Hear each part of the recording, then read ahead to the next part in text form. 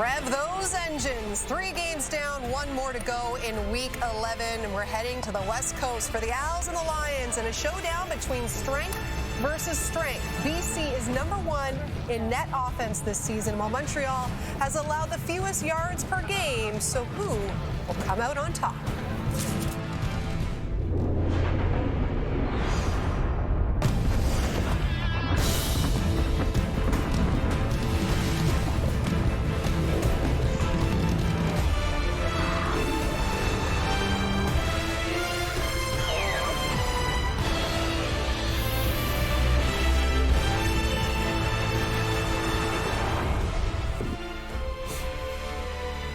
And with the injuries piling up at quarterback, Caleb Evans getting the reins for the Owls tonight, making his first start in over a year as Montreal looks to end a 2-game losing skid. And on the other side is Nathan Rourke, fresh off that 400-plus yard performance in last week's win. But it hasn't been home sweet home lately for the Lions, losers of 3 in a row in their own barn. As we say hello and welcome here inside the TSN studio, Laura Dyken, Enoch Mwamba, Davis Sanchez, Milt Stiegel. We got the gang here with you. This is our second game of our doubleheader.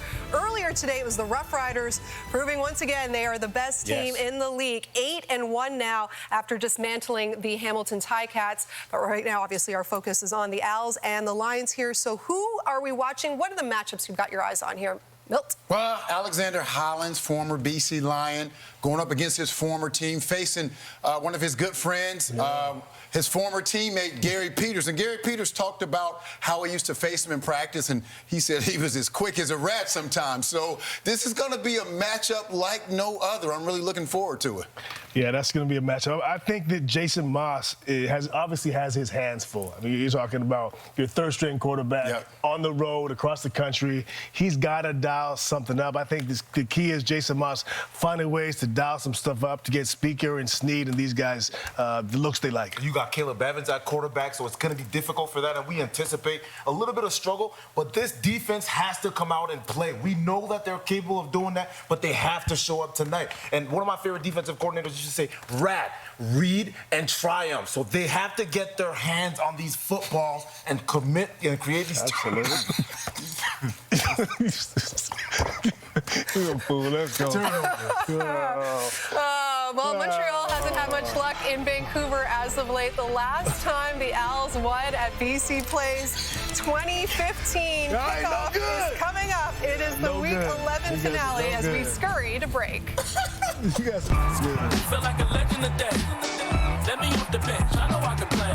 Been through it all, but I just want to ball and silence everybody that got something to say. I done been through the fire. I ain't ducking no smoke. Thorough with it. I'm not the one that you should provoke. I mean, I'm great, homie, way better than good. Whether that's the field, the course, or the hardwood. I got a different type of pedigree. To keep it real, I think I'm something you can never be.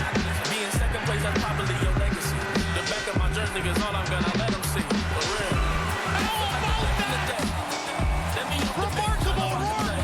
Been through it all, but I just want to ball and silence everybody that got something to say.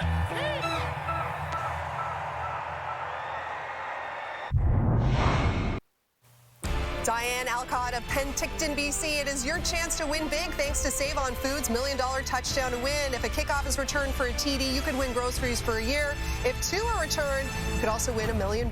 Good luck to you, Diane, as we say hello now to Dwayne Ford and Dustin Nielsen.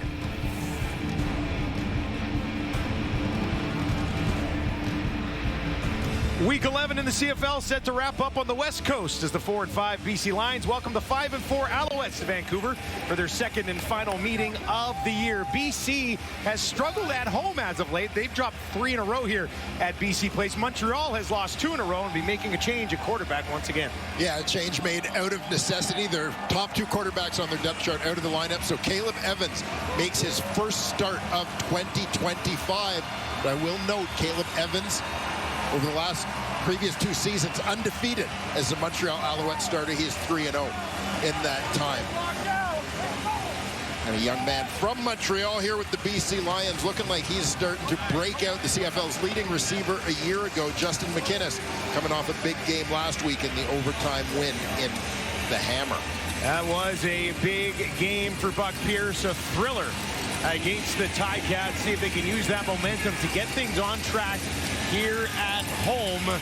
Jason Moss so far this season, actually pretty good record as the visiting head coach.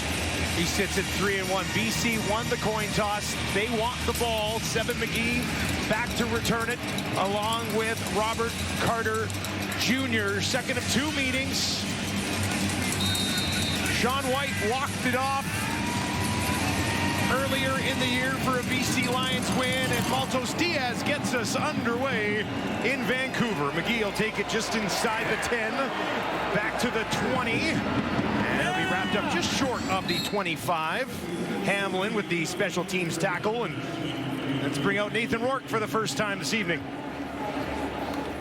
And there you see the numbers for Nathan Rourke on the season, standing out with that 12 touchdowns versus just 5 interceptions on the year. Been particularly good with the long ball this season. We'll talk a little bit more about that, certainly, as the game goes on.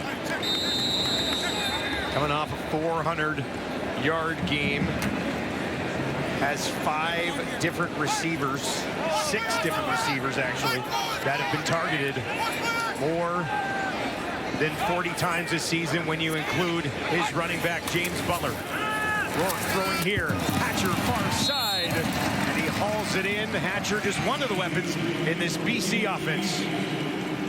As we take a look at this group, Andrew Pearson from Kingston, Ontario, the lone Canadian starting on that offensive line. He's at the center spot. Aiden Eberhard talked about the long ball, averaging over 20 yards a catch so far this season. 3 catches last week for 120 yards. That'll bring the average up for sure. Interesting to see Rourke go to Hatcher right away in this game. Hatcher last week targeted 10 times, but only caught 3 of them. He's got one here. Mazzoli in, short yardage, flags will fly. Mazzoli, not much of a push ahead, didn't need much.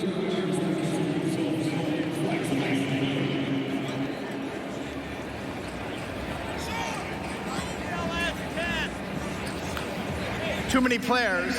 Montreal. 10-yard penalty. First down.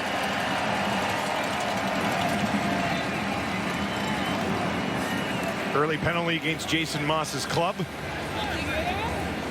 Brings the intensity right from the start of the game, doesn't it? Moss, eh?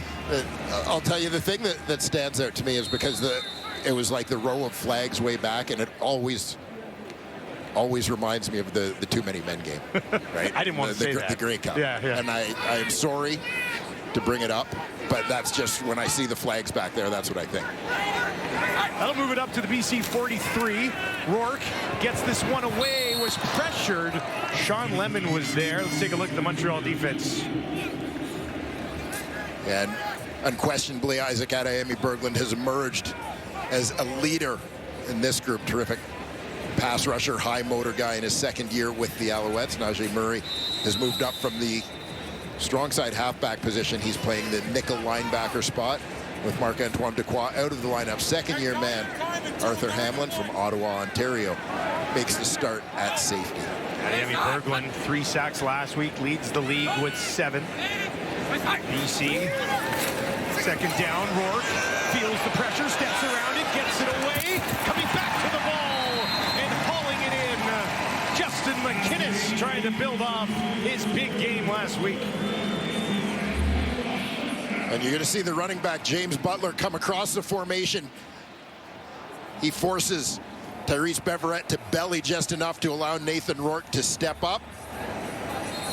Gets rid of that football before Beverette can get back to him. Nice effort by McInnes working back to scoop that one. McInnes, 159 yards on 8 catches against Hamilton. Rourke gets it away quickly. Eberhard stays on his feet. He's got a first down. And Nathan Rourke spreading the ball out here in the early going. Well, Eberhard started off tight in the formation here. Works across behind the line of scrimmage. So Najee Murray having to chase him through that traffic right at the line of scrimmage as Eberhard releases to the far side. Corey Woodruff down on the field. Eberhardt's almost at 500 yards in an offense that has Hatcher and McInnes. For Eberhardt to be putting up the numbers he already is just shows, I guess, the confidence that Nathan Rourke's got in his young receiver. Yeah, absolutely. Making the most of a limited number of opportunities for sure. As they take a look at Corey Woodruff, we will step away here in Vancouver.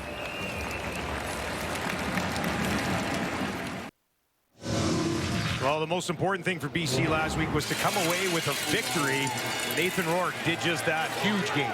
Yeah, absolutely. His first time over 400 yards this season. Couple of touchdown strikes thrown by Rourke as well in that ball game. Nice job mixing it up, getting everybody involved. Big game, as we mentioned earlier, for Justin McInnes in that one, and of course for James Butler too, who's been terrific. Rourke, what a zip on that one, and he goes into the hands of Keon Hatcher. Another 400-yard game for Nathan Rourke.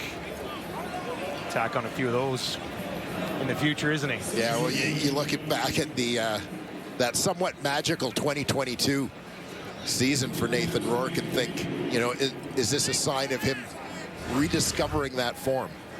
I think there's certainly been enough frequency, I would say, that we can't just call it flashes. Yeah, I don't think it's a fluke. It's not a one-off, that's for sure. Mazzoli back into the game on a 2nd and 1. And he finds the first down yardage needed. And BC's offense continues to march on their first possession of the ball game. Out of the gate quickly. You see most of the passes so far, Rourke looking for the quick delivery. A few things built off of the success that James Butler has had in the run game. What a story Butler's been for the BC Lions here in Buck Pierce's offense. Butler almost 1,000 total yards of offense on the year. Likely hit that number tonight. Just over 60 yards away from it. First and 10 for the Montreal 28. Rourke fakes the handoff. Near side. Wide open. Drops it into the hands of Riley Pickett. It's his second catch of the season. Yeah, Riley Pickett, who's made the conversion from defensive line, taking over that fullback spot with the offseason retirement of Dave Mackey. Doing a nice job really settling into that role. He's starting to get some more touches, ran the ball in on a 2-point convert last week. His 4th year out of the University of Saskatchewan. Finding his way into the offense a little bit here. Now they'll give it to Butler. And Butler has enough for a BC Lions first down.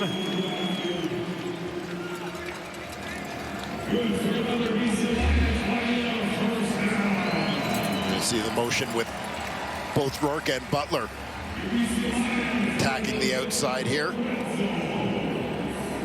can see as the defense crashed down to the inside a little bit on that run play. Butler just finds that soft spot around the edge.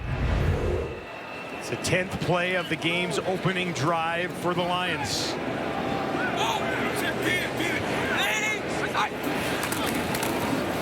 Rourke waits down the field, just a tad too high. Tried to find the 6'4" Justin McInnes, but McInnes couldn't haul it in. And that was Rourke recognizing that, well, there was coverage on McInnes, that just that height and reach advantage. He's trying to get that ball sort of high and outside where he knows only Justin McInnes is going to be able to go get it. Just a little too high and outside. Working against Lorenzo Burns. Rourke 5 for 7 on this drive. 2nd and 10 is what they'll face here from the Montreal 16. Alouettes will send 6. Rourke looks to the end zone. Too high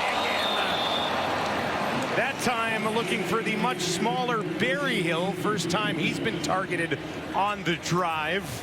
And he could not complete the catch. Yeah, defender flashes in front of Berryhill here as the ball is en route.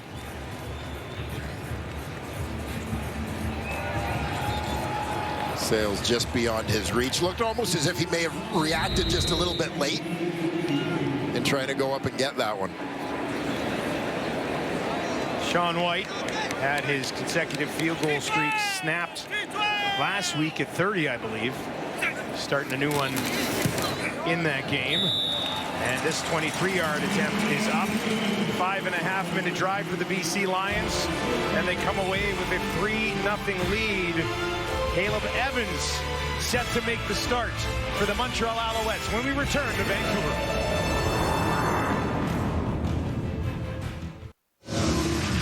Caleb Evans will make the start today for Montreal, but he did get some game action in last week. Yeah, you see the numbers are pretty impressive. 14 of 18 in that one, threw his first touchdown pass of the season. Evans is a guy who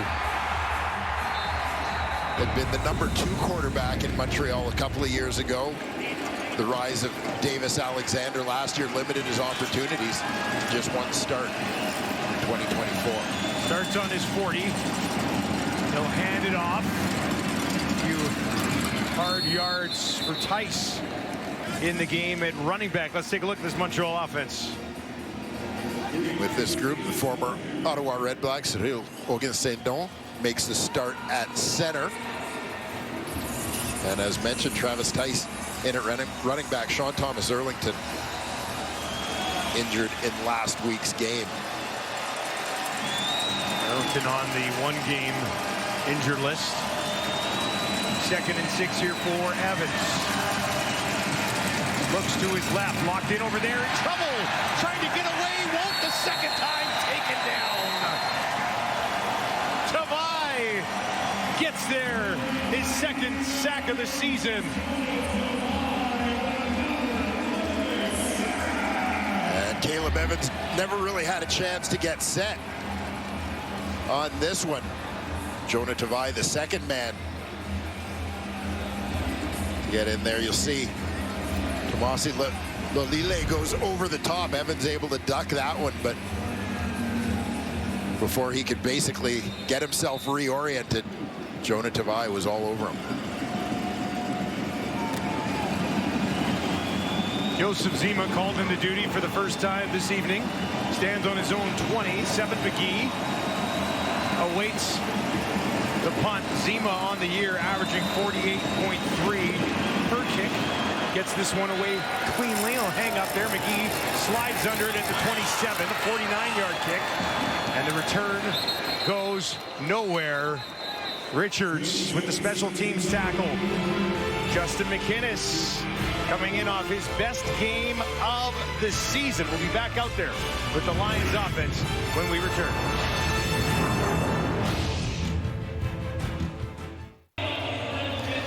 Well, it was a monster season last year for Justin McInnes. A bit of a slower start this year, but that changed last week against Hamilton.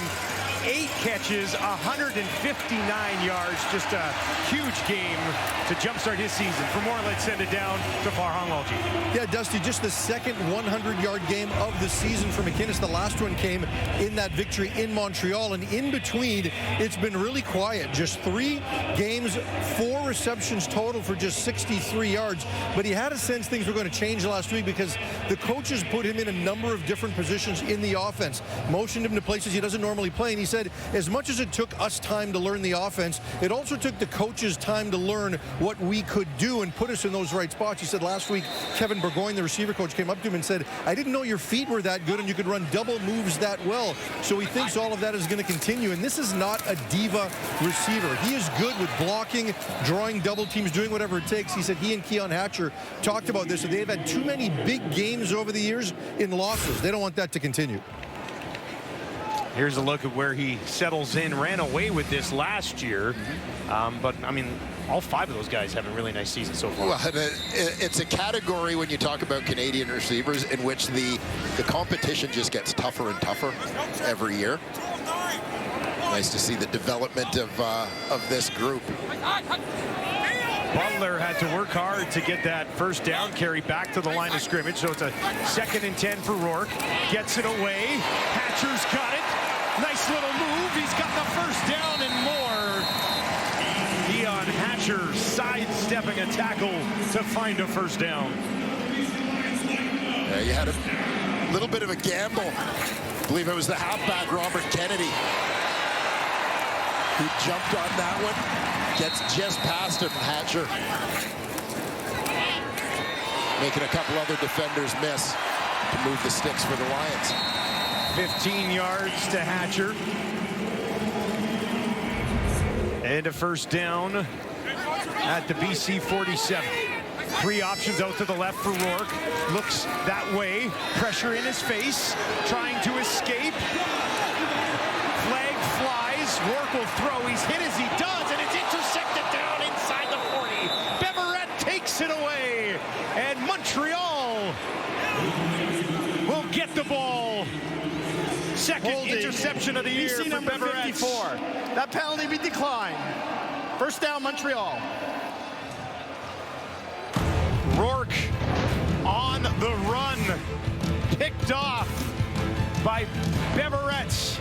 And the Alouettes defense making an impact early.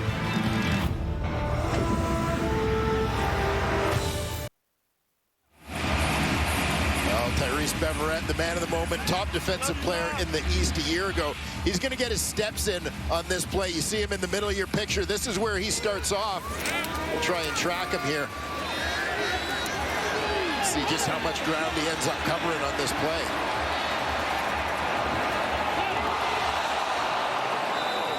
Out towards the sideline, then following the receiver. Katoy back to the other side of the field as Rourke gets on the scramble. Big play there from Beverette. Just the 9th interception of the season for Montreal's defense. Evans now, he's going to be on the run. Out to his right. Hit as he throws, and it falls incomplete. Defended well by Alway. Take a look at this Lions defense. We mentioned Jonah Tavai already with a sack in this ball game, making his return to this BC lineup, adding some depth to the interior. That D-line. Patrice Rene, one of the top special teamers in the Canadian Football League, makes his 2nd consecutive start at the nickel linebacker spot. The shuffle in that secondary last week that included Robert Kent Jr. moving from halfback out to field corner. Lions just sent 4 this time. Evans in trouble again, and he's taken down. To Hema. His first sack of the season as the Lions defensive line wreaks havoc on Caleb Evans.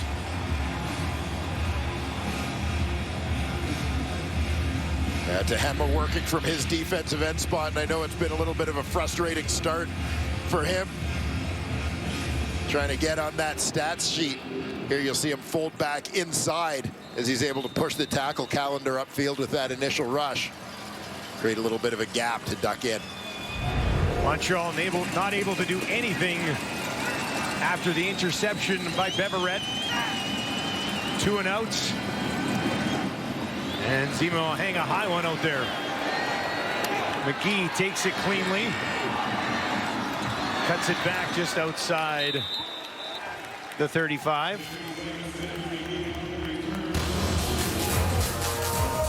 More twists, more turns, more challenges. Don't miss an all-new The Amazing Race Canada, Tuesdays on CTV, and then you can just stream it the next day on Crave.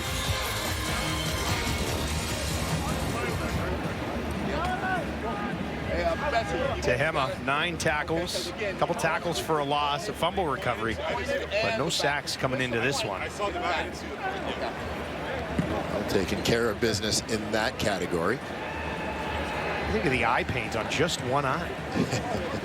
Curious, I'd like to know why. It's a statement. Yeah. Gagne's down. Just outside the 35 on the return from McGee. Yes, second-year man, backup linebacker. Keep an eye, number 43 on the far right side of your screen there. Battle, and I think Gagne, as he was trying to get in on the tackle, just and it fell across the legs.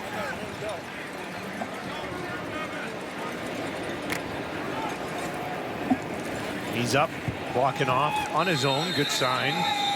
Lions, after the return, will start on their own 36. 3-0 lead is what they have in the early going of this one. Go to Butler, found a little bit of a hole, now just pushes ahead. Looks like they're going to give him the first down. Nice carry from Butler.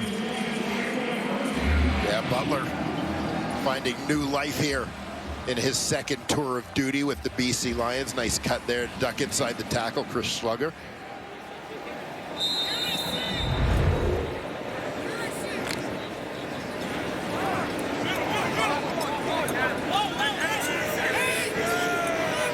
Lions will work from their 46. Berryhill and Hatcher slide over to the right of Rourke. Back to Butler again. Line of scrimmage, and really no further this time. James Butler tried to carry the momentum from ultimate revenge game last week against the Ticats. Yeah, James Butler last year found himself a little bit of a spare part in Hamilton, particularly the back half of the season. Didn't get much action as they elected to go in a different direction. You know, and he wasn't really sure what his football future held for 2025, but excited to get this opportunity with the BC Lions and making the most of it so far. A big game last week against his old team. He stands into the right of Rourke. Rourke down the field. Hatcher, he's got it inside the 45. Najee Murray was trailing, and Rourke dropped it in there. Great start to this game for Hatcher. Yeah, Hatcher starting off on the inside here. He's just going to break it out. Just nice timing route between quarterback and receiver. 53 yards already in this game for Hatcher. Rourke to his right, down the field, and the big fella, Katoy, pushes it down inside the 25. 21 more for Rourke and Katoy. And I love the speed with which a lot of different things unfold here. Fake to Butler. Rourke on the move. You see Katoy get into the hole and sit down. Lions moving quickly here. Rourke, Eberhardt tried to one-handed. He got turned around, and he couldn't haul it in. Yeah, we saw a similar look a little earlier in the game. Similar play. Eberhardt moving across the formation. Just that quick hitter into the flat. Had a nice gain on it last time, but unable to connect there. Lions started this game with an excellent drive. Had to settle for a Sean White field goal. Putting together a nice drive here again, but find themselves in a 2nd and 10 from the Montreal 22. Just outside the red zone. Alouettes sends 6. Rourke hangs in there, drops one out too far, and incomplete. And Sean White will get called into work again. 2nd pass in a row intended for Eberhardt. Yeah, it looked like the BC offensive line did a nice job picking things up there to give Rourke time. He's just unable to make the connection with his intended receiver.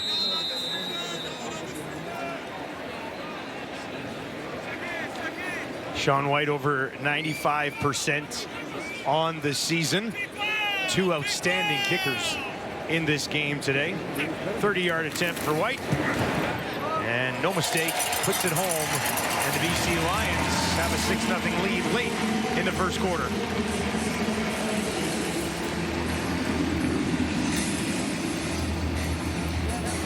Sean White, just 1 missed field goal on the year. Maltos Diaz on the other side is at 93%. It's 28 of 30. He's hit 5 from outside of 50 so far this year. So, yeah, a couple of great stories, both the kickers in this ball game. Hopefully we'll have a chance to chat about them a little more as we go. You don't get to say that often. Not very often. I hope we get to talk about the kickers. Maybe a little bit. Find some time. We'll see what happens. Maltos might try one from 65 in here today. On the ground. This time they'll tuck it in the belly of Steve Scott. He's got some positive yards. Different style of running back compared to Tice. Scott's 6'2", 230. He's a big boy. Yeah, and Scott, a guy who joined the Alouettes last season, got a little bit of game action. What was a crowded Alouette backfield with Walter Fletcher here as well. Sean Thomas Erlington. Evans moves everybody over to his right, throws in that direction, and they've got a first down. There's a flag back by the quarterback as Evans finds Tyler Snead for the first time today. Major foul, roughing the quarterback. BC number 8, 15-yard penalty, automatic first down. I think that 8 might have been a 0. Sione Tehema coming off the edge.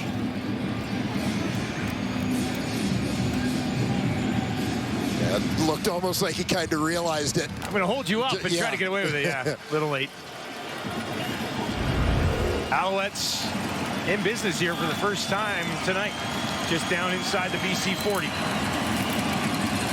Evans to his right, zips that in there quickly, down to the 25, and he's got Rambo at his first catch of the day. And Caleb Evans looking like he's starting to find a little bit of a rhythm here in this Montreal offense. And again, remember, this is a guy who's in his 3rd year in this system. He joined the Alouettes the same year that Jason Moss took over as head coach.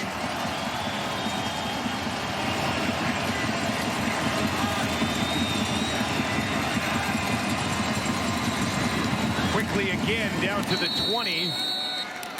Goes right back to Rambo on the other side of the field. And Snead starting to move this Montreal offense. Nathan Rourke looked good so far. Threw an interception. They've had to settle for 2 field goals and a 6-0 lead.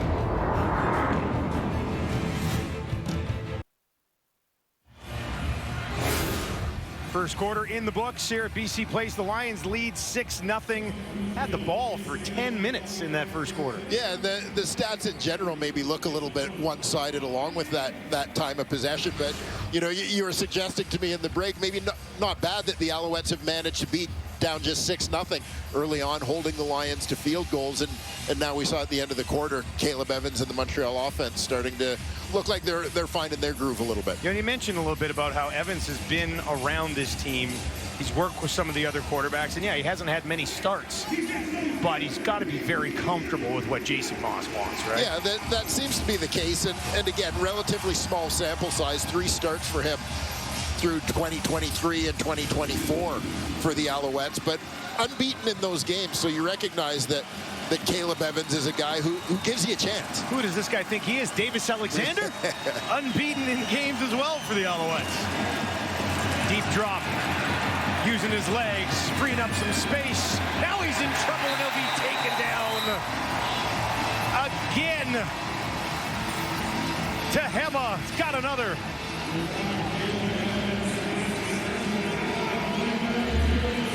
Starting to get on a little bit of a roll coming from the left side of your screen. There's a twist. He loops inside, fights his way back outside as Evans tries to break contain. Nice adjustment on the play there from Tehema. 13-yard loss.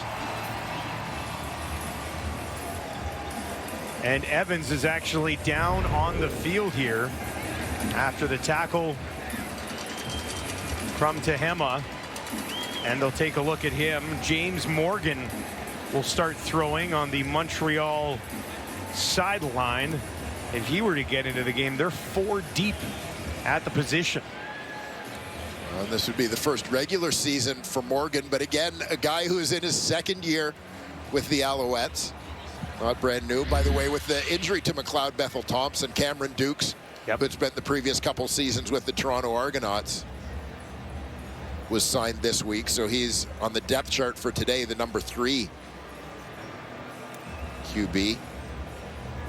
Yes, saw Evans, the feet slid a little bit before the tackle happened as he tries to jam on the brakes here. Saw him stand up right after the tackle, and then he went back down.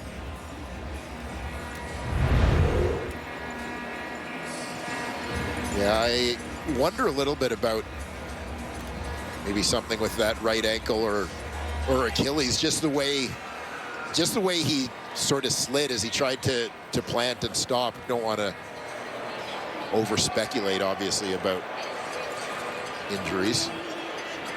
James Morgan is a 4th-round pick of the New York Jets in 2020. Played his college ball at Florida International and Bowling Green. And as Dwayne mentioned, he has been around the organization here for a couple of years. As they continue to work on Evans, we'll step away.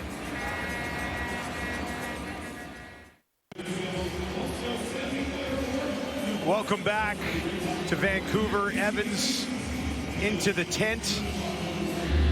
Jason Moss wondering what happened here. Let's take another look at it, Dwayne. Yeah, they seem to be looking at the right leg.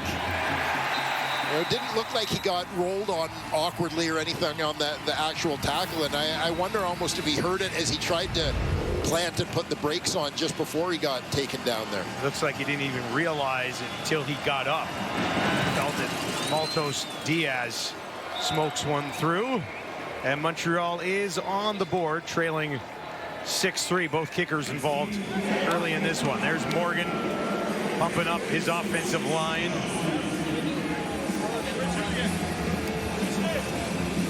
Excited to get an opportunity here. After he was drafted by the Jets, he was with the Panthers, Steelers for a little bit in 2021. Colts, Cardinals, was with the Pittsburgh Maulers before they Love folded. the Pittsburgh Maulers. Big Maulers guy? Big Maulers. Yeah, you collect jerseys. You collect Pittsburgh Maulers jerseys. Rourke over 100 passing yards already. Finds Berryhill. Berryhill can't escape the tackle of Robert Kennedy for 4 yards on first down, and that's the 6th different player to catch a pass from Rourke tonight. And I think this has been one of the stories of the BC Lions offense in the first half of this season, has just been Rourke's ability to get everyone involved in the passing game.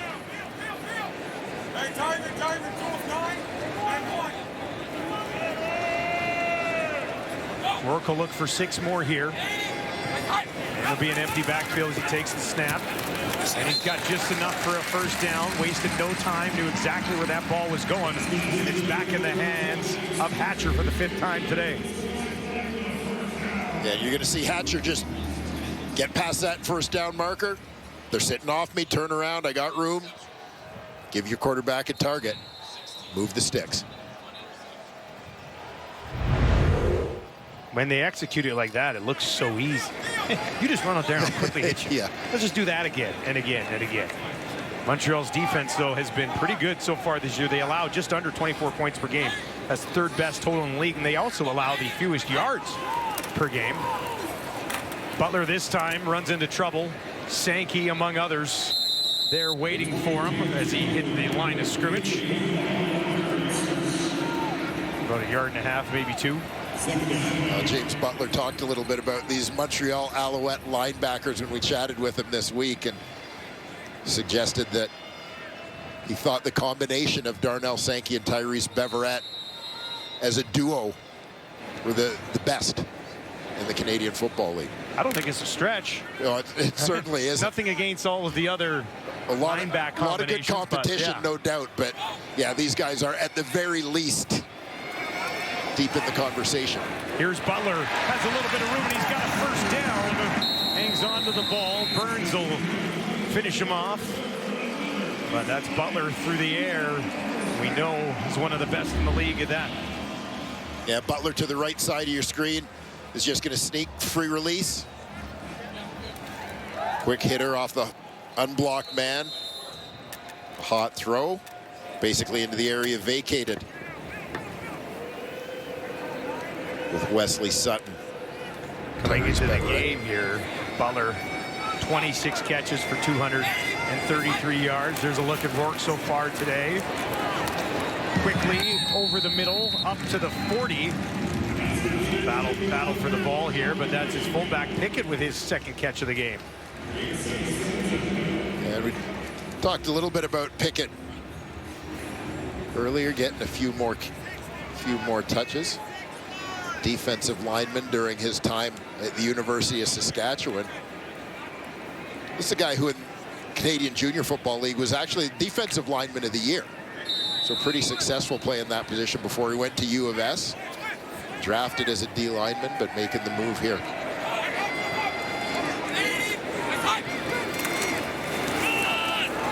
Back to Butler, trying to get a secondary push, but he'll be stopped short as they run it on 2nd and 4. Got about a yard. And Rourke waits for a decision to come in from Buck Pierce. And it will be Sean White who will be trotted out here. White's only miss of the year was his only attempt from beyond 50. He's been perfect inside 50, and this one will be set up just outside the Montreal 45.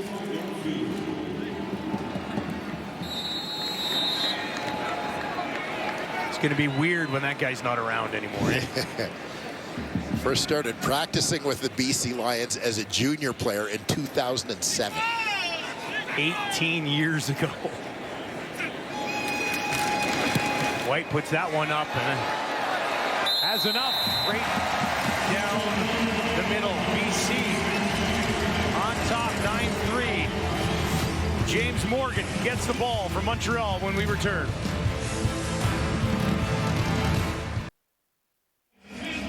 Well, we were talking a little bit earlier how it's a great opportunity for Caleb Evans to get his 4th start with Montreal. Now, same can be said for James Morgan getting into a CFL regular season game here, and let's see what he's made of.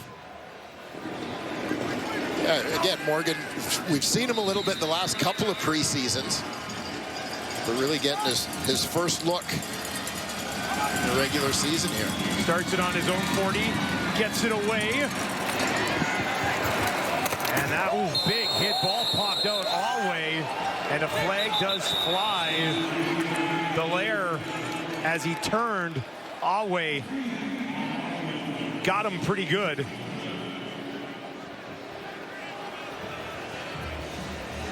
And we'll take another look here.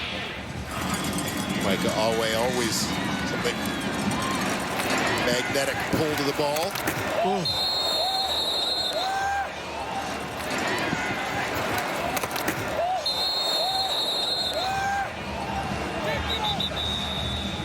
Awe had 67 tackles, which is 33 more than 2nd on the team. Yeah.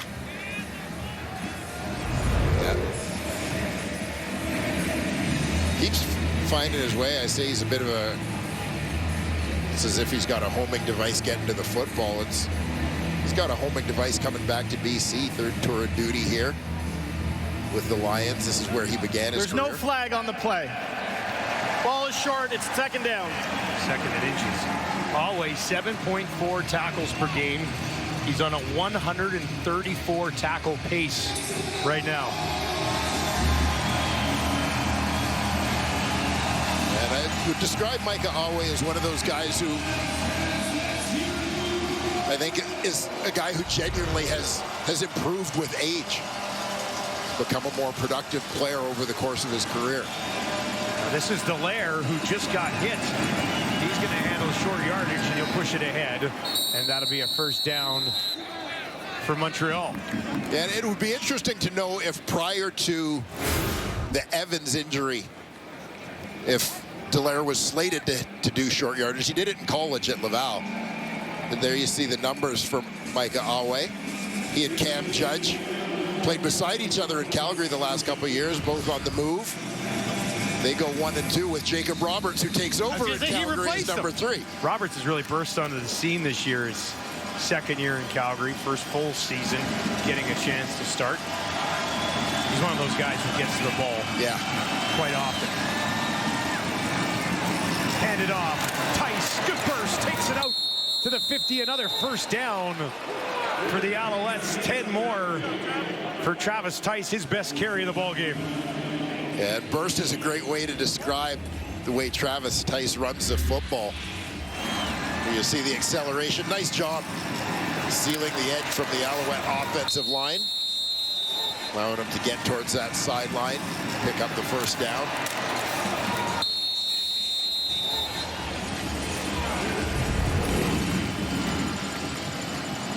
Very physical runner.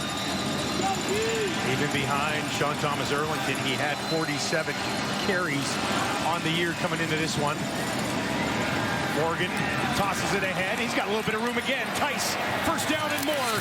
Takes it down all the way to the 30 before he's taken down by Josh Woods. And some creative play calling here for Montreal with James Morgan in the game. And Tyson starting deep in that backfield behind his quarterback, Morgan. Little play action there, and then almost like an option path where you draw the end upfield. Edge defender Adam Konar was in on that play. Suck him in, and it's that can't win, right? Isolating a guy on the edge. Morgan, deep drop, has time, there's a flag, down the field, that was deflected, intercepted, and brought back the other way. Beaulieu tackled at the 40. We'll have to see what the flag is. James Morgan, first career interception thrown, but I believe this is against the Lions. Illegal contact. BC number 24. 10-yard penalty. Penalty will result in a first down. Patrice Rene. He'll argue the call.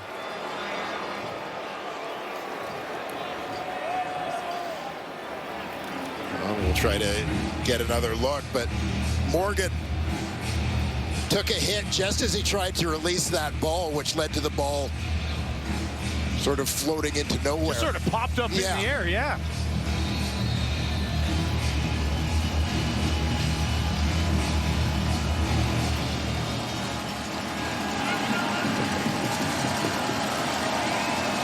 Penalty will move the ball inside the red zone. First time today for the Alouettes. Scott takes it right up the middle. Pretty good push ahead on first down, and this will be second and reasonable for the Alouettes offense. Just looking back at the penalty there, you see Patrice Rene. Watch for contact here. The receiver is making his release. Just enough, just on the right side of your screen there to draw the flag and keep the Alouette drive alive, negating the Christophe Beaulieu interception. Seventh play of this drive for James Morgan. Four options out to his left. Looks in that direction. Hit as he throws too high. Trying to find Sneed. Morgan bounces up right in the face of Matthew Betts. Took a heavy blow as he attempted that pass.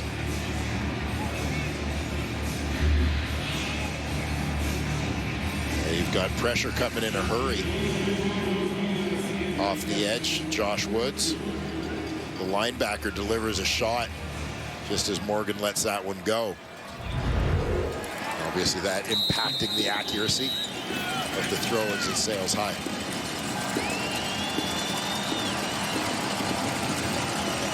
Maltos Diaz to once again cut the lead to 3. Chip shot for him. And he'll put that one home. Alouettes get points off the James Morgan drive. Woods welcoming him to the Canadian Football League.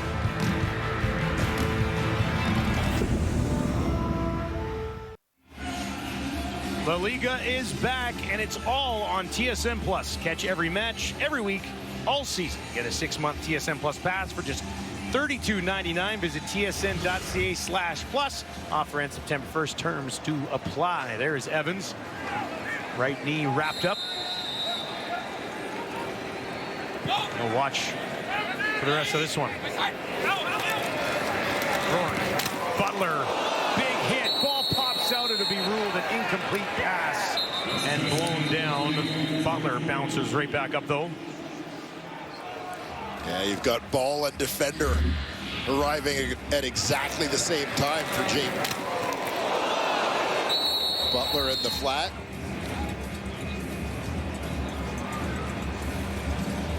Lorenzo Burns making him pay the price.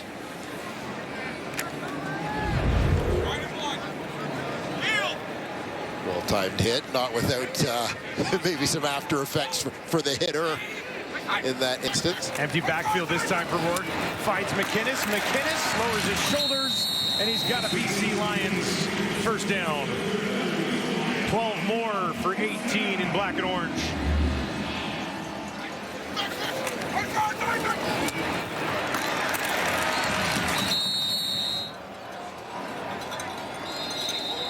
You sometimes have to remember, even though Nathan Rourke is coming back to the only CFL team he's been with, you know, he and Justin McInnes didn't have a ton of time together. McInnes' rise sort of came during VA's time as the starting QB here. Starting to get going now. Back to Butler, trying to escape, and he does. Butler down inside the 40, and he'll be tripped up and taken down by Sankey. But that's Butler's biggest play of the game. Goes for 26. Yeah, piling up most of those 26 yards after contact. As you see, looks like he might get wrapped up right there.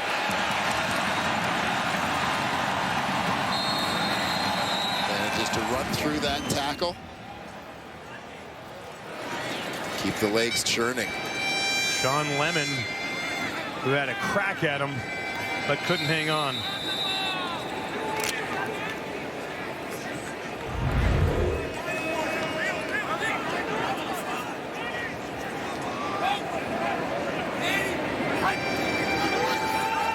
Rourke wanting to throw again. Pocket collapses, spins out of it, and now he's on the run.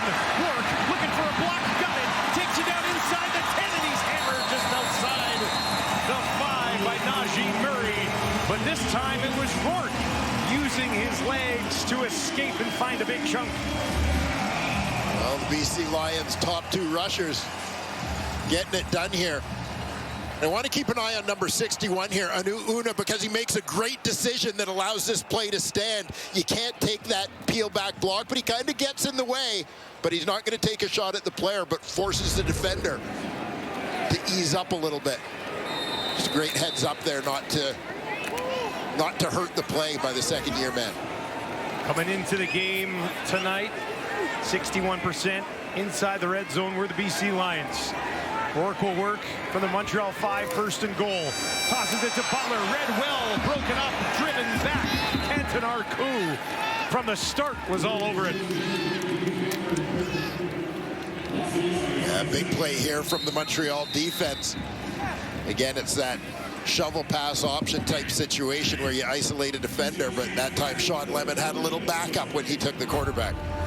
We've hit 3 minutes in Vancouver. BC Lions with the lead and looking for more. It's all about the kickers so far in this one, although the Lions now knocking on the door when it comes to getting our first touchdown of this game. We got the Captain Morgan, making an appearance as well. Halftime, plenty to talk about, plus we'll take a look back at what's happened already in week number 11. Dustin.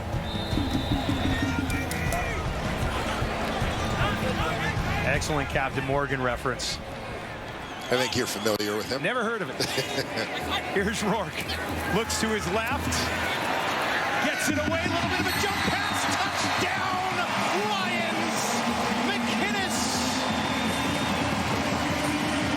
Second of the year for the big fella.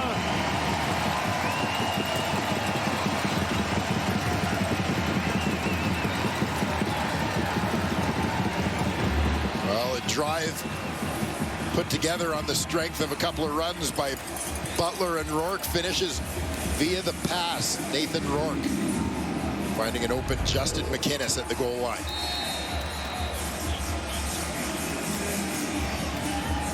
Six-play, 70-yard drive, just under 3 minutes. McInnes, who had that huge game last week, did not have a touchdown in that game. Almost 160 yards. Has the touchdown here. Sean White for one more. That is up, and the lead is 10 for the BC Lions here at home, where they've lost their last 3 games. Here you'll see McInnes lined up on the inside, tight to the formation. He's just going to work his way across.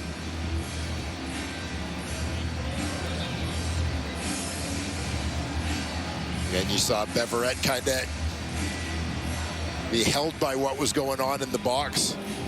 Was late to react to McInnes working across his face there. 13th passing touchdown of the year for that man, Nathan Rourke. His excitement to not yield on this drive to kicker Sean White. They've been moving the ball relatively well, right? They just had to keep settling for the field goals. Not that time.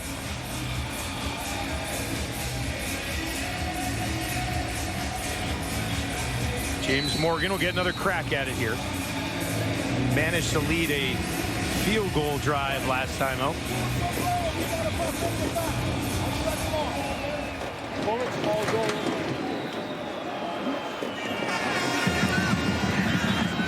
Snead on the return for Montreal.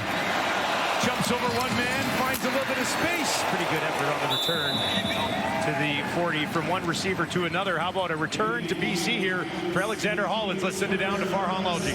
Yeah, Dusty, very much a homecoming for Hollins, who is still very close to a number of players in the BC Lions locker room. He spent the first 3 years of his career here. Last night, he was out with Keon Hatcher and Justin McInnes. They were having some wings, talking about old times. He definitely wanted to be back. Last year was a challenging one, and there was some debate as to the level of his knee injury and how much that impacted him. He did have arthroscopic knee surgery to clean out his cartilage at the end of the year. A return didn't work out. Eventually, after Edmonton, he made his way to Montreal, and he said one of the things that has helped him is the offense Jordan McSimic ran previously with the Lions is very similar to what Jason Moss does. The two men work together in Edmonton, and that's allowed him to learn multiple positions and get on the field fairly early here. And walk onto the field now after that catch by Rambo. Chance to catch up with some of his former teammates. Yeah, you saw him making the rounds, and obviously a number of Lions very happy to see Alex Hollins back in the building, if only for a day. 2023, he might have been one of the best deep threats in the entire league. No question. Right? Just no question. Really clicked for him that year. Just under 1,000 yards last year as well. Quick hitter Timer, to Rambo. please reset the clock to 2:28. Quick hitter to Rambo has Montreal just outside their 50. Morgan has started his time in this game 3 of 4 for 43 yards. Trying to settle in. And just joining us, Caleb Evans on the sideline with his knee on ice. Morgan over the middle. Way too much juice on that one. And it falls incomplete. Well, Montreal obviously is a team that has had some success with their backup quarterbacks, particularly in the Jason Moss era. Maybe fitting, given the success that Moss had in his career, much of it spent backing up Ricky Ray. But Moss had some big moments of his own in Edmonton. But the last couple of years, Montreal unbeaten with their backup quarterbacks playing, whether it was Caleb Evans or Davis Alexander. Morgan has Hollins. Won't be enough for the first down. We'll need about 3 more. 2.5 maybe. There's a flag back by the quarterback, though. And we'll see Morgan. Major foul, roughing the passer. BC number 3. 15-yard penalty, automatic first down. Get the head a little bit. Yeah, Mike Alway came in a little high on this one. Catching Morgan in the face mask. A couple big penalties in this quarter that have aided the Alouettes. This moves them down well within the field goal range of Maltos Diaz. BC so far this year actually has lost to 2 backup quarterbacks. Shout out Farhan Lalji for mentioning that to me again earlier today. They lost to Strebler. They lost to Jake Mayer, trying to avoid a 3rd backup quarterback loss here today. This is the backup of the backup of the backup, technically. Now they'll get it to Tice. And once again, boy, when he finds some room, that guy can move. Yeah, I've enjoyed watching Travis Tice in the early going. We've seen him on special teams in the absence of James Letcher Jr. Big return for him last week. But also some of the moments we've seen from him on offense. Gary Peters, a veteran corner, getting over there to make the tackle. Third trip to the red zone today for the Alouettes. 0 for 2 so far. Can Morgan change that here? Near side, wide open. Sibasu taken down by Peters and Woods. Decent enough pickup on first down.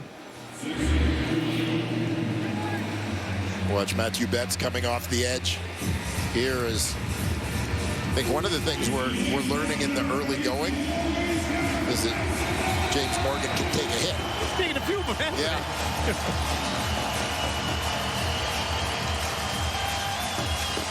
And Reggie Sibasu, veteran receiver, former Montreal Carabin. And a little bit more involved in the offense lately. Yeah, a lot of injuries in this receiving corps. Timeout, Montreal. Morgan called that timeout. Wants to have a quick look at things with Jason Moss. What do you? I mean, he takes a hit, but what have you thought of the ball he's thrown so far? I think he's done a nice job so far. You can see, obviously, like any quarterback, pressure affecting him a little bit at times, right? Affecting the accuracy. But I think coming into the ball game, they did a nice job with, in terms of their play calling. Try and get the ball out quickly. Let him get into a little bit of a flow. If you're BC, do you dial up some pressure here and just go after him on 2nd and 6? I suspect that's what we'll see, yeah. We'll see what Montreal's got up their sleeve on this one. Yeah, with a quarterback getting his first game action, regular season game action here in the Canadian Football League. I suspect veteran D coordinator Mike Benavides has a few tricks up his sleeve he wants to test the young guy with. Snead will slide over in the slot to the right. They're going to throw to the left, and it is batted down by Betts. And that'll be another field goal attempt for the Montreal Alouettes.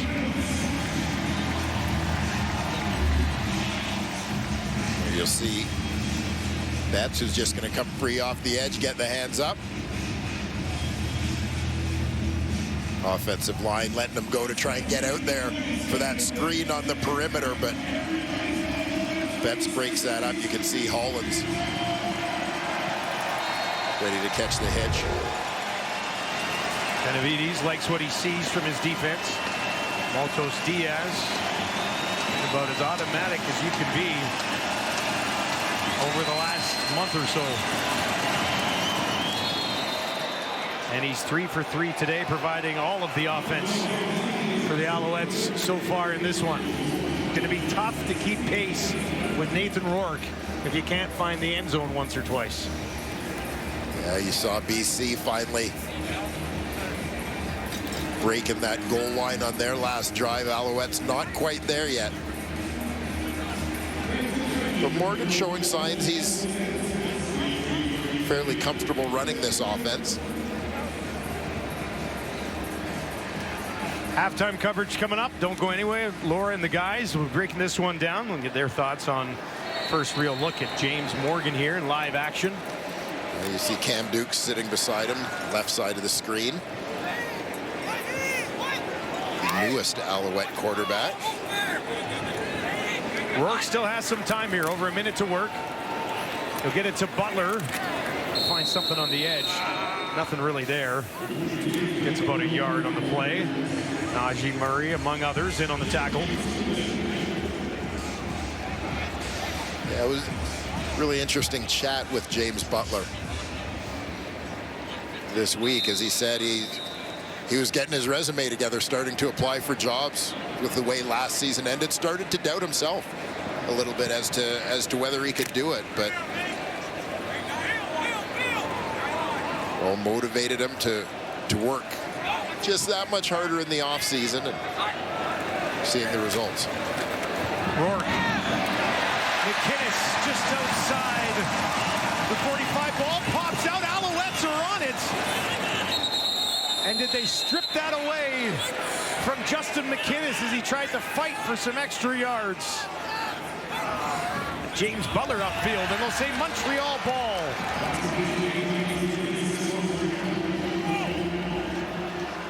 wondered initially if this one might get blown dead based on sort of the stalemate in terms of McInnes's progress. You see a couple defenders, may have been Najee Murray, looking like he was trying to start a lawnmower there, pulling at the ball. Wesley Sutton. Hamlin in there too. Yeah.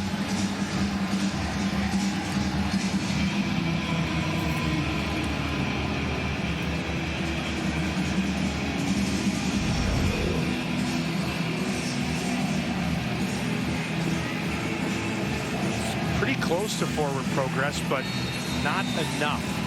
Really. Turnover will stand. Replay center took a quick peek at it, like the call on the field. Montreal ball. Morgan, Sneed, wide open, but turns into traffic. Peters is there, Woods as well, and they drive him back after a pickup of 4 yards.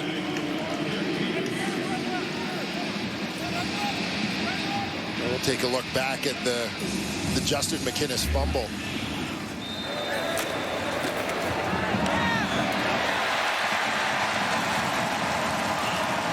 He's still on his feet, still fighting. Call stands.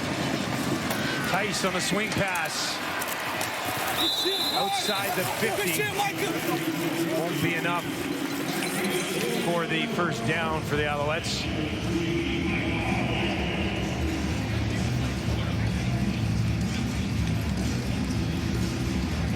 Third and about 4.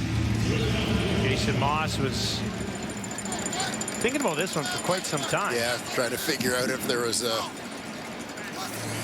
way to ensure they could eat up that time. But not the case here.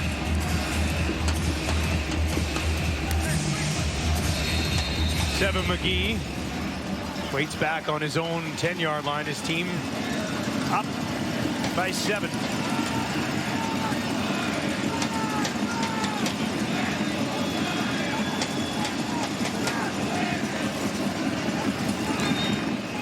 Zima, end over ender, bounces in there to McGee at the 10. There's a flag as he turns it back upfield after a 48-yard kick. 6 seconds, 5 seconds now left on the clock.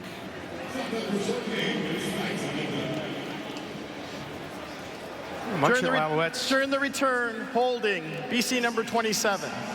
Half distance to the goal, first down. Alouettes defense has kept them within striking distance here. You know, a couple of turnovers, middle of the field, giving them a chance in the second half with their 4th string quarterback at the helm. Alouettes will get a chance to go into the room at halftime here and catch their breath, regroup.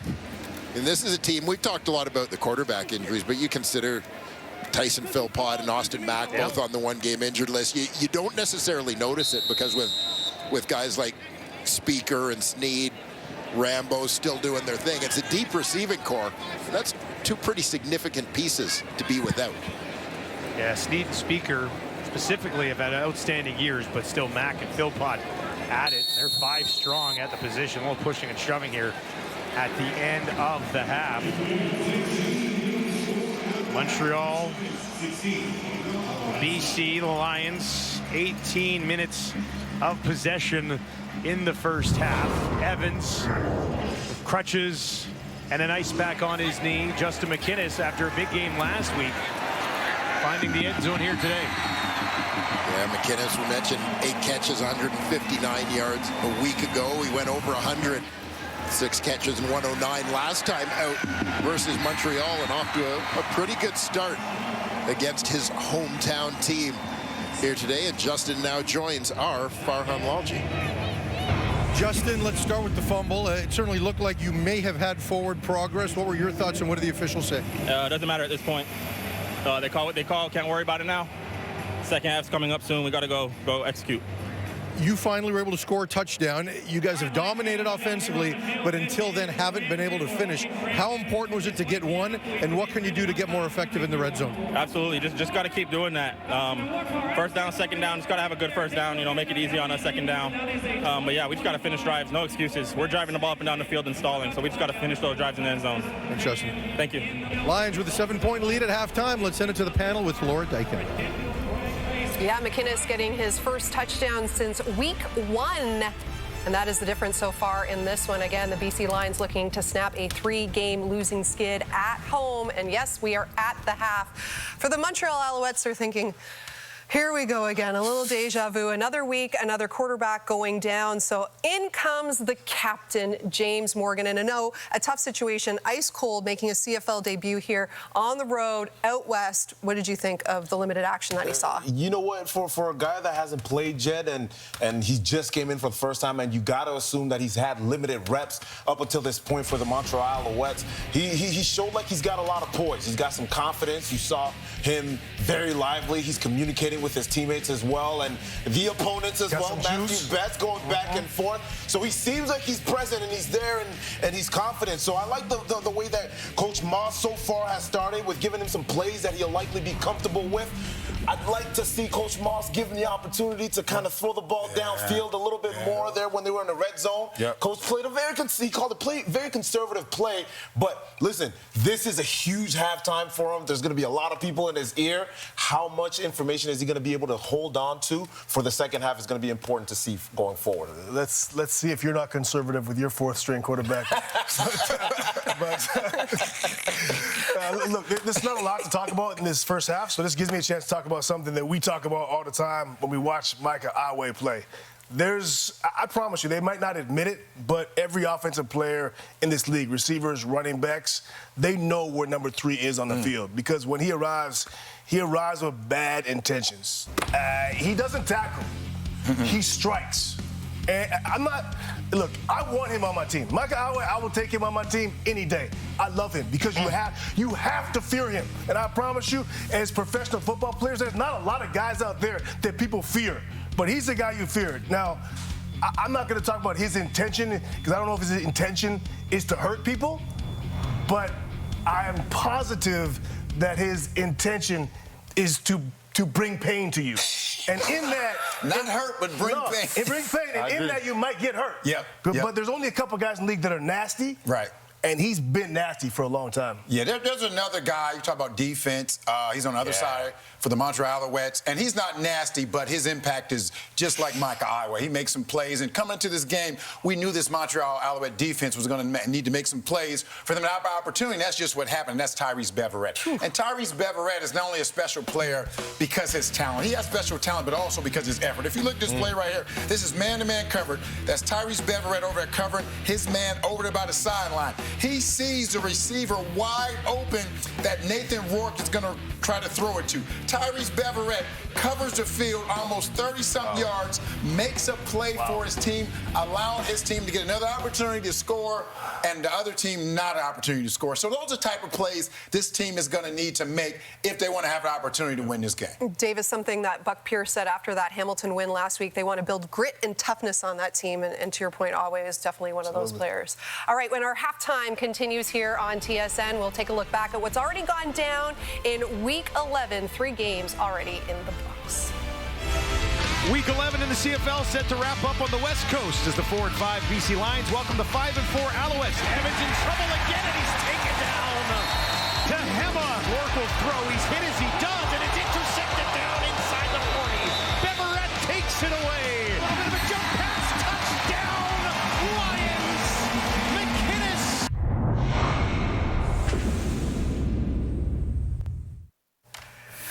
Week 11 began with a Thursday nighter, good one between the Red Blacks and Bombers. Under 2 minutes to go, Bombers up a touchdown, and Sergio Castillo from 57. That one is wide, but Khalil Pimpleton returns it along the sideline, and no one is going to catch him. 117 yards later, he's in there for the touchdown. And for a second straight week, Winnipeg blowing a 17-point lead. The fans are nervous. as we're all tied up, but the Bombers would get the ball back in the dying seconds. Castillo with some redemption as Winnipeg avoids the collapse. What a finish it was. Last night in Edmonton, the Argos and the Elks were facing off. Early fourth, Elks down 1. Cody Fajardo lobs it up to Stephen Dunbar. Edmonton looking to win back-to-back games for the first time this season. And it's now an 8-point game in the final minute. Last gasp for the Argos on third down. Nick Arbuckle incomplete, but you see the flag. J.J. Ross called for defensive PI, but they would challenge it. It was overturned. The Argos turn it over on downs, which makes Dinwiddie very angry as they've now lost 3 in a row. And this was earlier today. Ticats Riders, best in the East, best in the West. Ticats up in the second, but then Trevor Harris went to work. Dante Myers wide open, 58-yard touchdown. Harris 21 for 27, 307 pass yards, 3 touchdowns. And the Riders take the battle of the division leaders.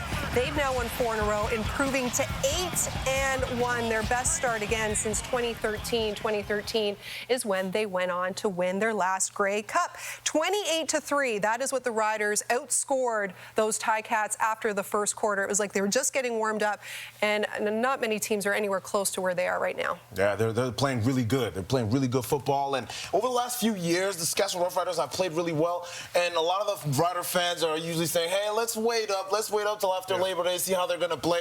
They are looking really well on all phases and all sides of the ball game, and I'm excited to see that defense. Corey May's defense is playing extremely well, and the front four really are starting to heat up, and it's going to give opportunities for the DBs, of course. That was the difference in that game, Enoch. I'm the same as you. That defensive line it was absolutely dominant. That to me was difference. They got after Bo all night long. Yeah, they're the best team, and I tweeted out, they're the best team in the CFL right now, and it may not be close. You know, you got Trevor Harris playing great, but you spoke of that defense they just had Bo confused today. He didn't know where to throw it. There were some high throws, so they're playing some great football right now, and in my opinion, Trevor Harris is the MOP. 8-1. Challenge coming up. They got Calgary and then some team, the Winnipeg Blue Bombers back-to-back. So it's going to be some good football that's coming up in these next 3 weeks for them. And, of course, the Stamps, the only team that have beaten the Riders so far this year. As for Bo, he had 2 interceptions. He had only 3 heading into this game. He was sacked 6 times. He was looking to make it 5 straight games with 300 yards. Finished with 201 as the Ticats head into their bye. As for us, we're heading to break, and then the third quarter is coming up. Give me some coleslaw.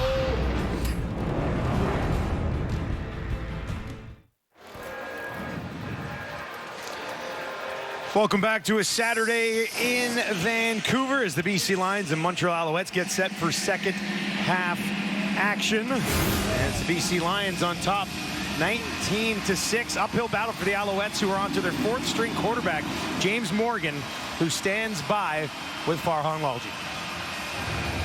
James, when you start the season 4th on the depth chart, I'm not sure if you imagined you'd be in midway through the season. Just what's going through your mind right now? I think that's the thing about being a pro quarterback is you always need to be ready. You never know when you get your shot, and so that's just kind of been my mentality, and it hasn't changed, and so I'm just going to execute like I know I can. It is your second year in the system, so you have an understanding of what Coach Moss expects. What do you expect to be allowed to do here in the second half? I'm just going to trust him. Whatever he calls, I know that, I trust how he sees the game. I think he sees it very well, and so he's got a plan, and just going to go out and execute the plays he calls. Thanks for this. Enjoy the opportunity. Awesome. Thank you very much. Appreciate it. I believe I said it was 19-6. It's actually 16-9. 7-point ball game, and Jason Moss and his Alouettes will see if they can put together a couple of successful drives here. BC has not had to punt yet in this ball game. 3 field goals, a touchdown, a couple of turnovers, and then a knee at the end of the first half. BC has lost 3 in a row at home. They hope to change that here with a nice little cushion to start the third quarter. This will be brought back on the far sideline by Scott. Spins it ahead to about the 40. There's James Morgan, who took over in the first half because everybody else is hurt. Here's a look at how they were injured. Yeah, it's been that kind of season. Davis Alexander re-aggravating that hamstring injury against Toronto. McLeod Bethel Thompson having some trouble with that elbow. He left the game last week. Caleb Evans came on. suffers a right knee injury on that first half play. And that's the story of how James Morgan found himself under center here to start the second half. And in case you were wondering if he gets hurt, they did sign Cam Dukes. Sibusu, quick hitter, tackled immediately by Rene. Short pickup, 2 yards. Yeah, Sibusu, we talked about him in the first half from the Université de Montreal. Originally a Toronto Argonaut draft pick, found his way back home. Dominant receiver during his college career with the Carabins. Big target. And an opportunity to play here in the absence primarily of Tyson Philpott. Yeah, 6'3", over 220 pounds. Morgan down the field, looking for Sneed, broken up. Sneed looking for the flag on Deontay Williams, but no such flag comes. There's already a challenge flag thrown on the field. Moss wasting no time here. Montreal is challenging the play for defensive pass interference. We're going to review the play. And we'll take a look at the timing on this one as Sneed has a step. You know, I will say that I thought that was just a split second early on the contact. And I'm usually pretty forgiving on these, but there you see him hitting that arm that really prevents Sneed from pulling in the football that I suspect is going to impact the call here. We see a lot of what we describe as tic-tac PI calls, but that was a pretty good slap of the arm right before the ball came down. Moss, like I said, that challenge play was out immediately. Here's the ruling. After review by the replay center, we have defensive pass interference. BC number 9. Ball will be placed at the spot of the foul. Automatic first down. And I think this is the right call. Very close play for Deontay Williams, but that chop on the arm, I think a decisive factor. And, you know, you heard Farhan ask James Morgan coming out after halftime there, what do you think Jason Moss is going to let you do, allow you to do out there? This throw kind of makes me think everything is the answer. Open that playbook up. Yeah, no question. I know from talking to Jason Moss about players at other positions, I mean, their expectation, his expectation, you're in there, expect you to perform like the starting quarterback. 42-yard swing on the penalty. Tysnell will be wrapped up after getting to about the 20. Tackle made by Gary Peters. 5-yard pickup. Tyson the first half. It's 14 yards on the ground, but had 41 through the air on 3 catches.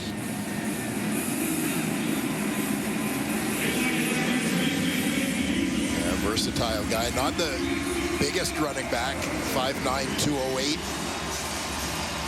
But just runs hard.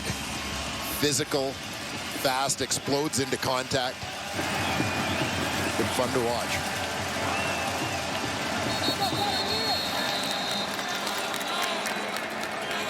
Flags fly here before the ball could be snapped.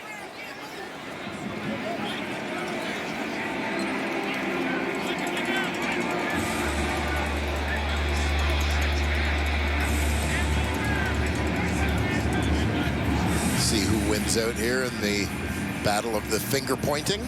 Penalties in this game. 6 for the Lions. Just 1 on the Alouettes.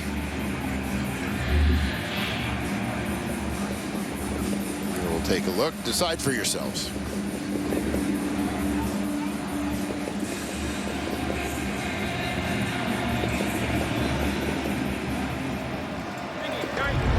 Offside. BC number 90. 5-yard penalty, which will result in a first down. You saw the movement from the tight end of David Dallaire. He's moving as a receiver laterally along the line of scrimmage.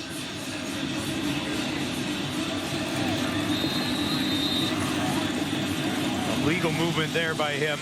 Draws Betts. Offside. And the Alouettes in the red zone again have not been able to find the end zone just yet. Morgan has to get that one away. And that was Betts in his face again. Those two have a nice little back and forth brewing here in Vancouver. Yeah, James Morgan is quickly getting to know Matthew Betts, as number 90 has been in the backfield a little bit. Plays off that run, gets in the quarterback's face. Again, just that pressure taking away the time for Morgan, impacting the accuracy of the throw. And the Lions defense stop him again. That one almost intercepted. Boy, Gary Peters shot out of a cannon after that ball. Yeah, terrific break. Cut in front of the receiver on that one.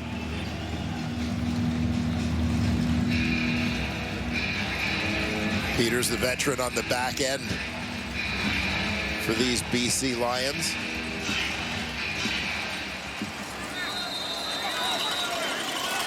Back to work for Maltos Diaz. He already has a couple from 20, 21. They made that deeper one from 41.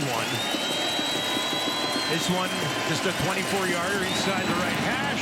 That one is up, and doink! Off the upright from 24 from Maltos Diaz. As surprising as you can get with that guy who's been near automatic this season. That's a bit of a stunner for one of the most reliable kickers in the Canadian Football League.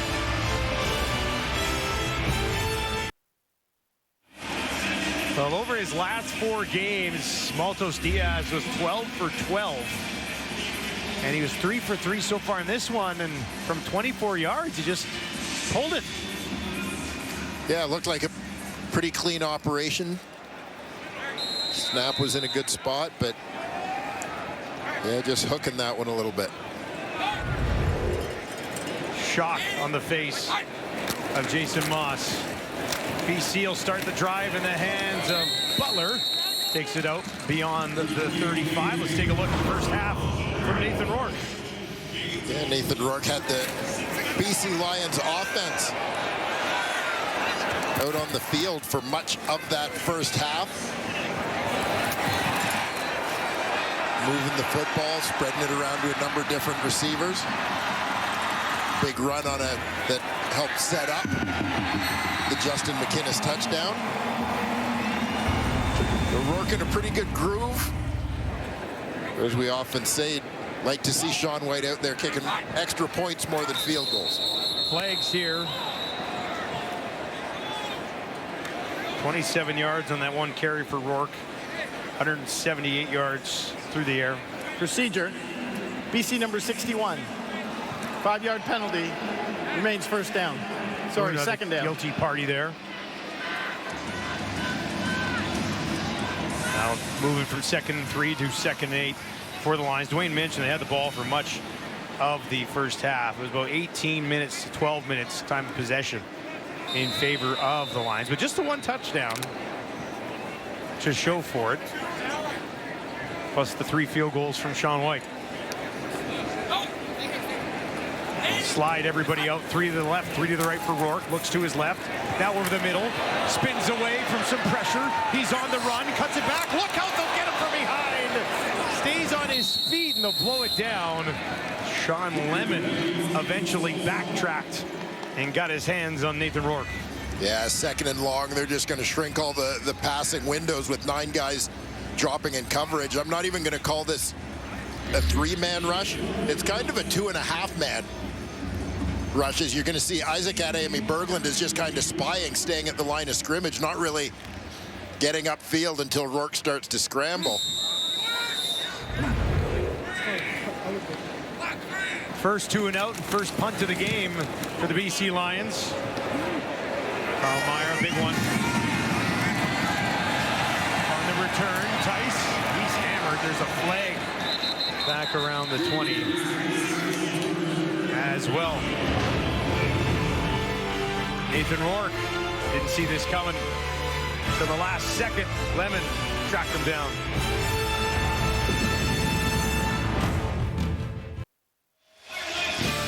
BMW BMW Championship continues tomorrow with final round action. Coverage will get underway at 9 a.m. Eastern, 6 a.m. Pacific on TSN+. Robert McIntyre remains in the lead at 16 under.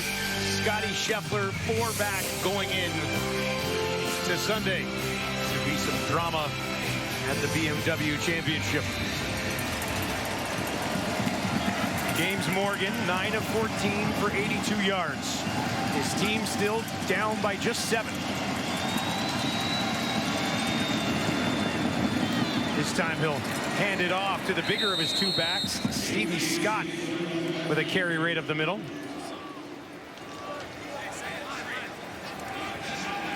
Yeah, Scott came into this game having carried the ball just 8 times so far this season.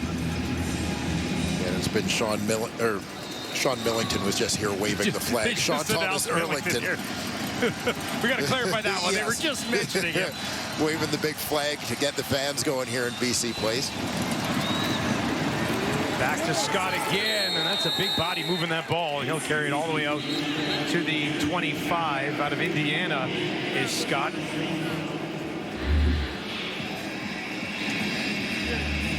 See Dallaire looking for the kick out block. Scott hits it up the gut. A rare breed for CFL running back. 6'2", 230 pounds. And sort of body type reminds me a little bit of former Argonaut Corey Boyd. Big body like that. Dallaire this time broke 1 tackle. Stays on his feet. Took another big hit from Alouette, who got him earlier in the game as well. And Alouette will stand over him and send a message on the sideline. Yeah, Dallaire is shaken up by that one. Same 2 players came together in the first half. Yeah, you heard Davis Sanchez talk a little bit about the heat-seeking missile. Wonder if he might have been a little high on this one. Great effort by Dallaire. Yeah, no question, fighting for yards.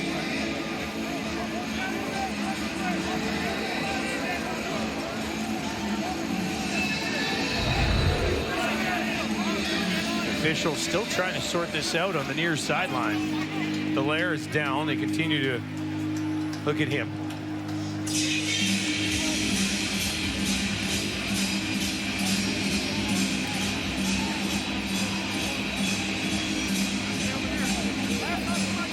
Fifth tackle of the game for Alouette. Yeah, and Dallaire.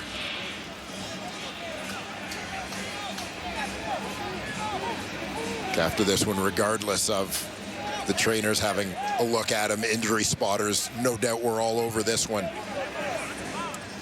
The possibility of removing him from the game, and that leads them as well in the replay center to take a further look at the hit that caused the injury.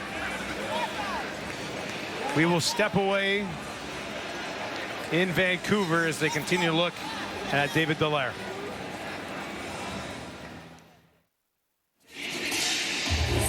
Dallaire is up, and he has been taken into the tent on the Alouettes sideline. We'll give you a couple more looks at this. Replay center has taken a couple looks at this heavy blow from Alouette. Yeah, and you can see it did look like he came in high, maybe kind of ducked his head going into contact, so we'll find out here. After automatic review by the replay center, we have spearing. BC number 3, 15-yard penalty, automatic, first down. 15-yard spearing penalty on Alouette, and a first down for the Alouettes. Look at this. Look at the penalty difference in this game. Yeah. Big, and part of what has kept this game as close as it is. You know, I mean, in terms of that hit, like, I love the ferocity of Micah Alouette's game. I fully appreciate it. Football's a physical game. I love a tone setter like that. In that instance, that was the right call. Morgan, far side of the field. Got it there in time, but they could not hang on to it. Ronald Kent Jr. came over and took down Hollins before he could regroup on that football.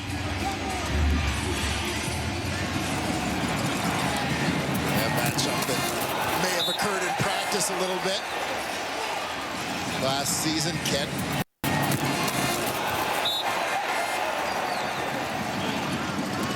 Right off the face mask of Hollins. The youngster getting over there to make sure he didn't have a chance to regroup and recover. 2nd and 10. Scott, nowhere to go. Wrapped up immediately.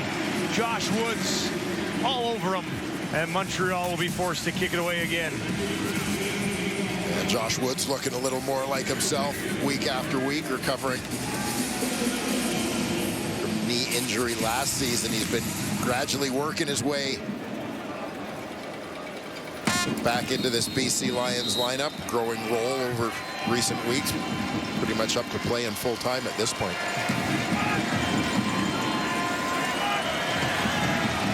Zima settles in, waits for the snap. McGee will wait for the ball at the other end. High spiraling kick dropped in there. McGee near sideline. Big hit there. Flag on the return on the far sideline. Sean Lemon speaking very highly of Adeyemi Berglund. For more on that, we're going to send it down to Farhan Lalji. Yeah, guys, the two men became very close in Calgary when Adeyemi Berglund was a rookie.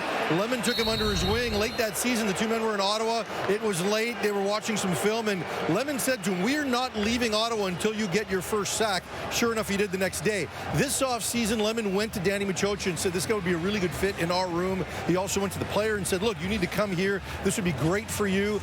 And after training camp, Adeyemi Berglund would go to Lemon's home, and the two men would then go down to a park, and they would do additional pass rush drills. Lemon was trying to stay sharp. He was still in Montreal during the offseason. He has told him, when you are pass rushing, you need to be decisive. You need to know what's happening in protection, what you can and can't get away with. But he thinks this guy, who's now become a veteran, has got a great future still to come. Listen to a guy who had 100 sacks, over 100 sacks. Yeah, pretty good mentor to have in that regard. Rourke down the field. Hatcher got it. Oh, he hung on, didn't he? Out at the 50. Highlight reel stuff from Keon Hatcher. Yeah, this play is made by Nathan Rourke standing in. Darnell Sankey bearing down on him. Rourke knows the linebacker's coming free, but he also knows he's got one of the CFL's most dangerous receivers in Keon Hatcher. Open down the numbers. Hatcher with 100 in the game. That's his 4th 100-yard game of the season. And he'll move over in the slot to the right of Rourke. Rourke wanting to throw again. Wide open, far side. McInnes and the 1-2 punch. Hatcher and McInnes keep the chains moving for BC. Rourke gunning that one all the way out to the sideline. McInnes lining up as a wide out here. Field side.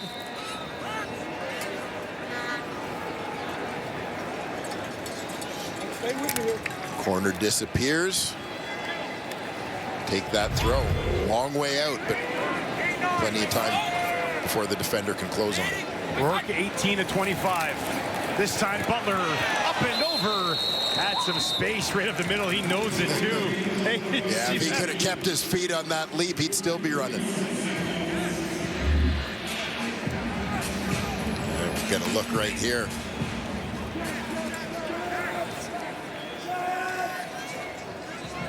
That's why he was tripped up by his own blocker who was down on the ground there. Terrell Broxton. Butler averaging 5.7 yards per carry tonight. That's right about his season average of 5.6. 2nd and 6 here. Rourke, time. Has a man inside the 30. And that is Berryhill, just his 2nd catch of the ball game. But another first down for the Lions. 18 yards to 83. And you're just going to see Berryhill work across the formation, try and create a little traffic for Wesley Sutton, who's in hot pursuit.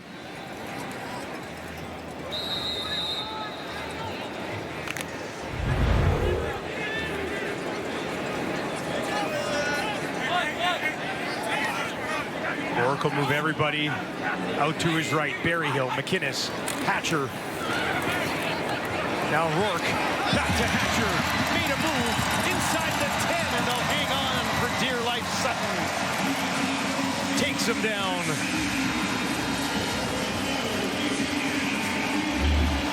And you see the awareness here as Rourke starts running to his right, and you think he's just thinking about escaping the pocket.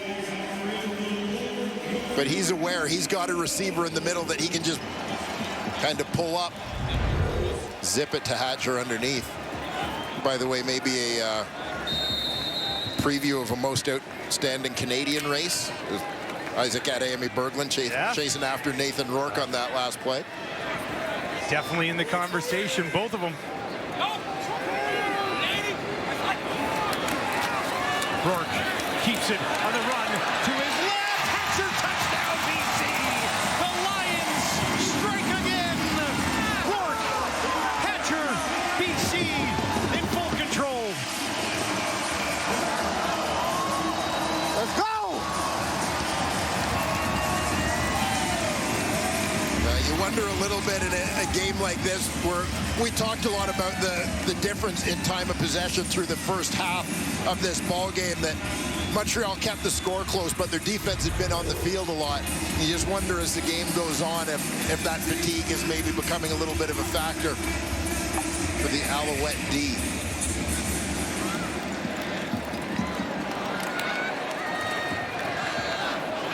Sean White's for a 14-point cushion.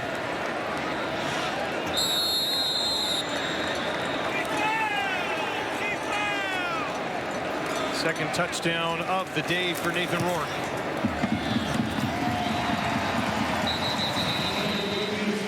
Flag on the attempt from White.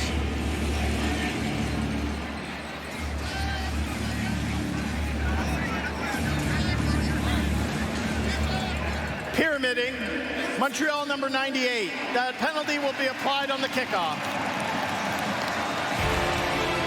Nathan Rourke, 274 yards, 2 touchdowns. This one to Hatcher, completes a 6-play, 100-yard drive.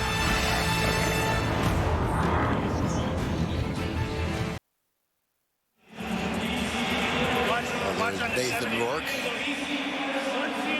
leading his team on a 100-yard touchdown drive. It all started with this one. Get out of their own end. Bomb to Keon Hatcher. Finds Justin McInnes along the sideline. Stanley Berryhill across the middle. And Hatcher underneath.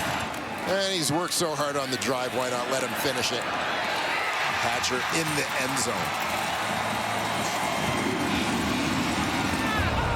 The number of weapons that Rourke has is, I don't want to say unfair, because other teams have many good receivers as well, but this combination of Hatcher and McInnes, sprinkle in some Everhart, Berryhill, a bit of a unicorn in Catoy as well, and then James Butler, who's been targeted over 40 times out of the backfield.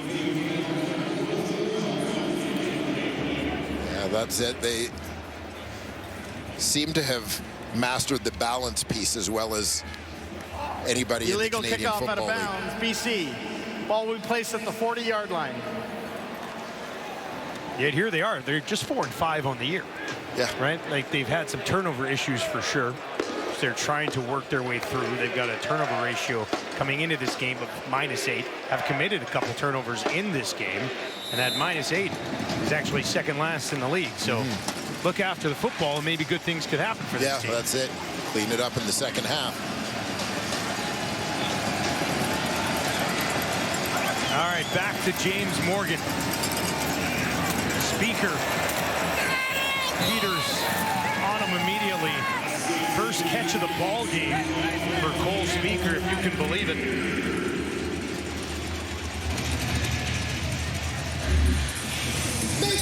Quiet night for one of the Alouette receiving leaders.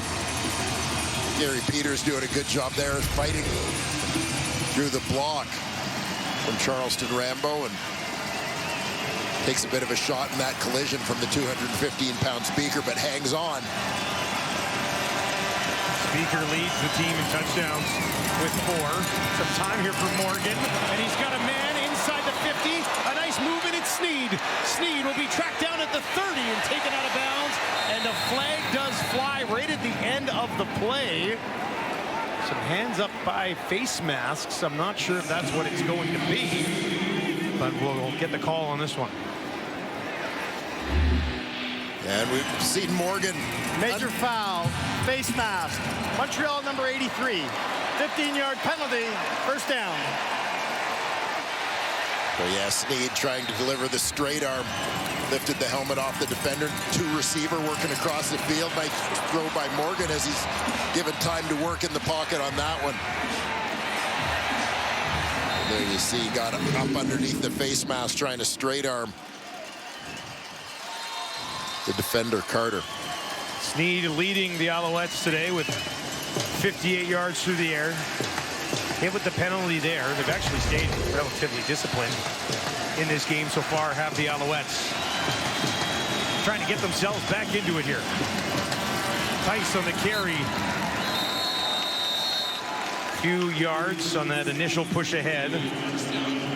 Awe to Hema in on the tackle.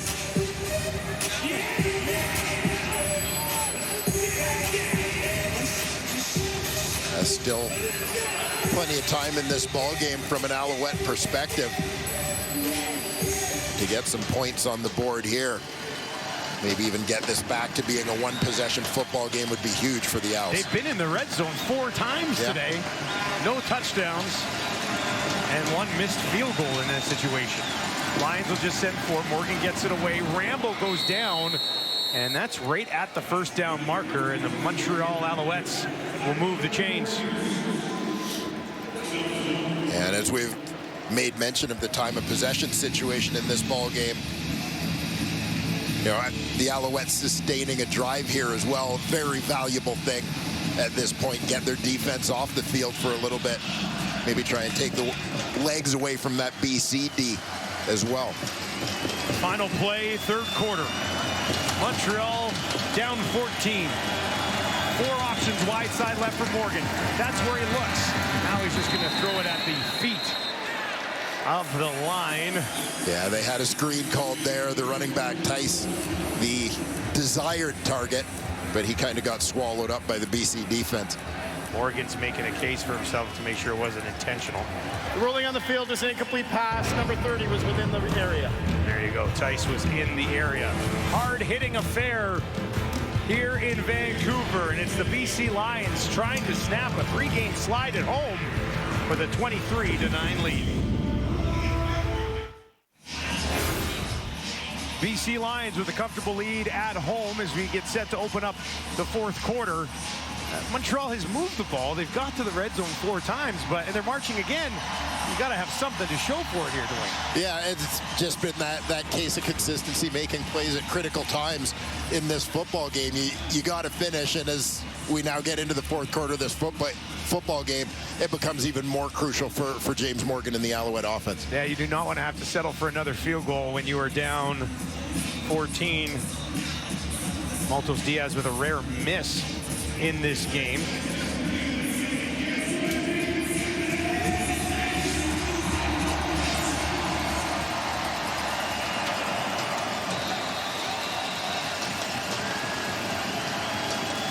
Second and 10.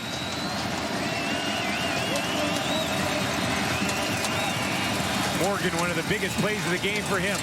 Dumps it off. Nowhere to go. Renee and Peters are there to wrap up Siusu.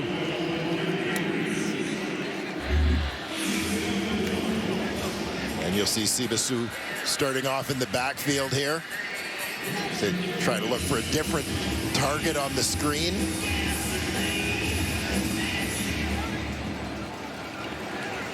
There you see Renee and Peters just doing a terrific job beating their blocks, quite frankly, to get in there and make a play. Peters has been all over the place today. He's got 6 tackles. Renee got credit for that one. That's his 4th of the game. And that is up And a little bit of a bounce back there for Maltos Diaz.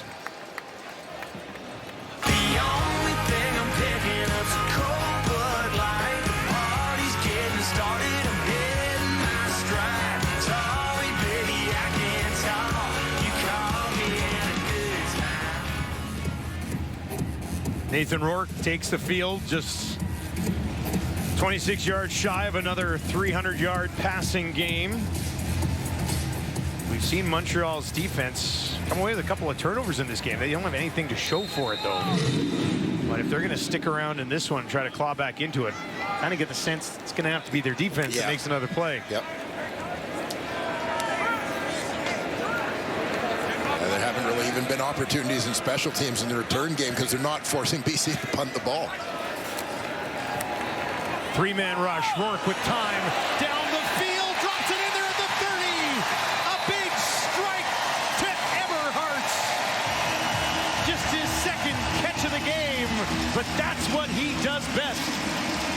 Yeah, this has been the story to me of Eberhardt's role in this BC Lions offense. This is his sixth catch of over 30 yards or 30-plus yards in the last 4 games.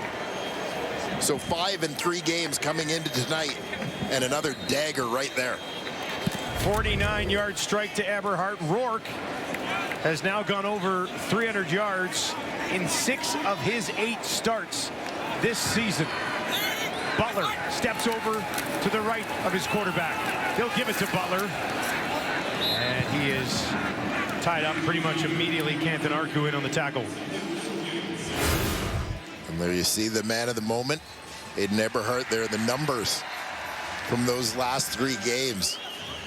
You know, and you think throwing the long ball, but still resulting in completions on 11 of 13 targets. He's having a breakout season here.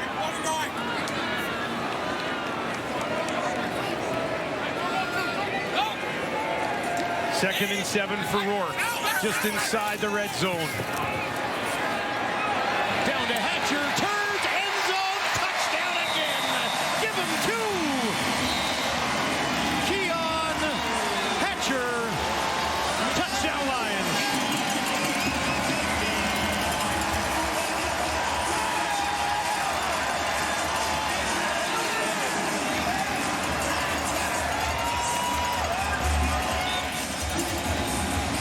Hatcher working the sideline out to the right side. Rourke time to stand in. Finds his favorite of many good targets out along that sideline for the major.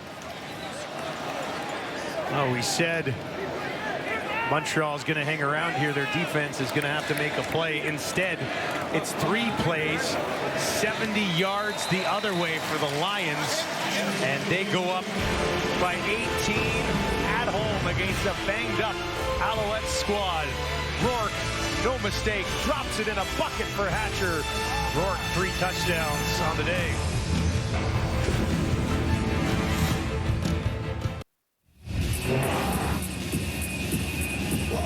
Here you see Nathan Rourke's got time to take a look around, step up.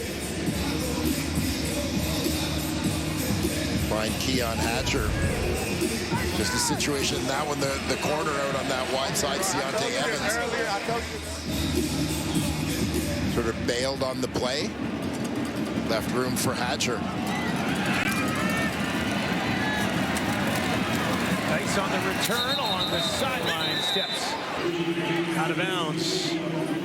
Let's take another look at the touchdown. Yeah, and there you'll see Keon Hatcher at the bottom of your screen, but watch, Deontay Evans is just going to sort of bail out of the picture, dropping deep.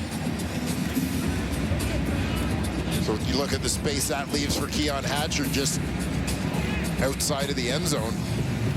Easy decision for Nathan Rourke.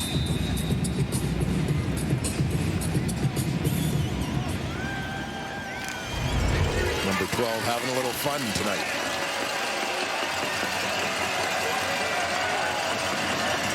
Boy, if you have Hatcher in your fantasy lineup this week, congratulations on your likely victory.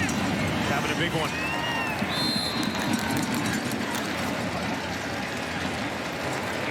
Morgan, 16 of 23 now. Throwing the ball quite a bit. Obviously trailing, trying to get something going. Taking the odd deep shot, not many.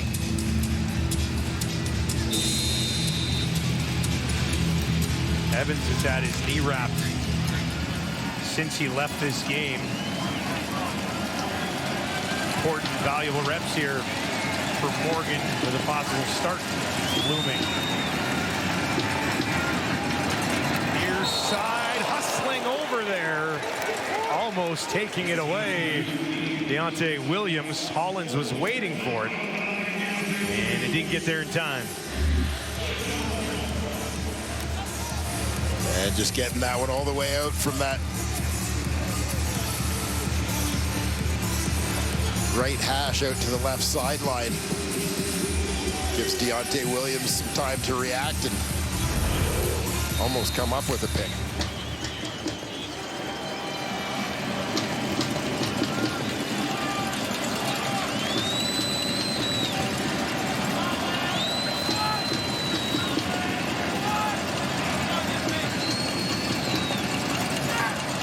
Busy day for Zima as he lets another one fly. McGee, eyes on this one, takes it at the 25. Short return on the play.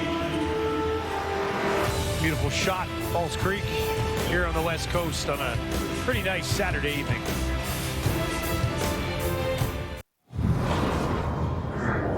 So last time out, Keon Hatcher was targeted 10 times, caught just 3 of them for 31 yards. Tonight, 9 of 9, 144 yards, 2 touchdowns. Not a bad night for Keon Hatcher. Came into the game already over 700 yards on the season. Not that far away from 900 now, though. Going to ground to Butler. Sankey is there. A great season this has been for Keon Hatcher. Well documented the injuries that he struggled with in 2024, but clearly leaving those in the rearview mirror the way he's been rolling this season.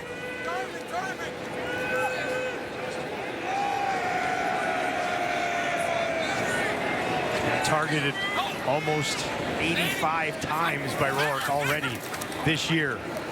Pocket collapsing on Nathan, spins, tripped, and he goes down. It will be a sack for the Alouettes defense. And if he could have high-stepped it out of that one, there was a little bit of room to run in front of him. And you'll see as he tries to get to the outside here, but shoestring tackle on the play by the pursuing Tyrese Beverett, swatting the ankles. Watch the swipe here. Gets just enough to throw him off. Great play from Beverett. 3rd sack of the season for Beverett.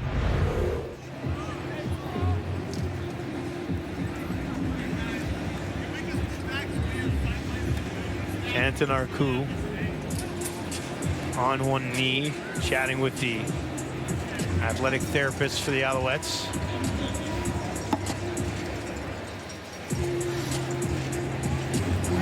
Hopefully nothing too serious here. You know, when you talk about the Alouettes injuries, I think a little bit of the hit that their Canadian starters have taken this year. Mentioned Tyson Philpott out, Marc-Antoine Dequoy out of the lineup as well. We'll step away in Vancouver as they continue to chat with Jeffrey Canton-Arcu. Let's take a look ahead to week 12 on the CFL schedule. Thursday night football will get us started in Montreal as the Bombers pay them a visit. Ottawa, Edmonton on Friday night football, and then Saturday doubleheader. BC, Toronto, and a big one in the West, Saskatchewan versus Calgary. BC Lions here on the verge of completing a sweep for the West this week. Winnipeg, Edmonton, Saskatchewan already winners this week against Eastern opponents. Meyer lays one out there for Tice, takes it just inside his own 25, double teamed immediately, and thrown to the turf by Josh Haggerty. Haggerty, a recent addition to this BC Lions lineup. Former University of Saskatchewan DB, started his career in Toronto, but adding some good veteran special teams depth. You know, up in the Lions' hair game a little bit too. Yeah, it's important. Yeah. I think it's important. I think every team should probably have 2 to 3 hair guys. Yeah, a couple good flow guys. Mix in a beard guy. Beard game around the league, taking a hit with MBT out.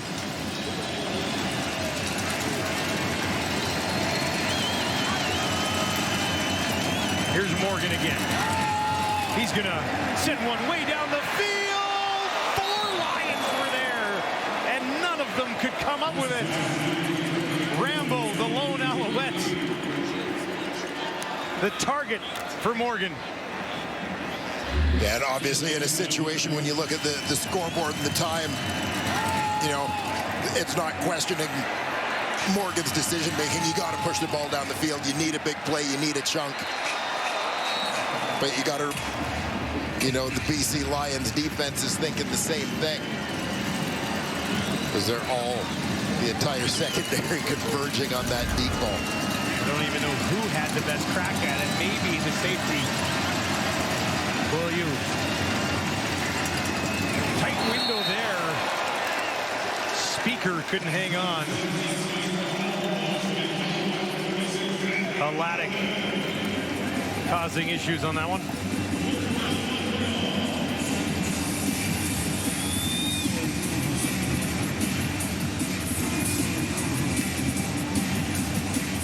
It's just offensively,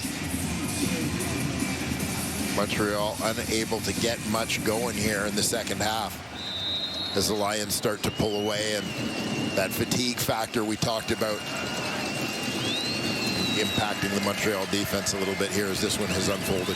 Yeah, Lions finishing drives in the second half that they weren't able to complete in the first. Zima again. McGee has to hustle. It's going to bounce. Takes it on the one hop.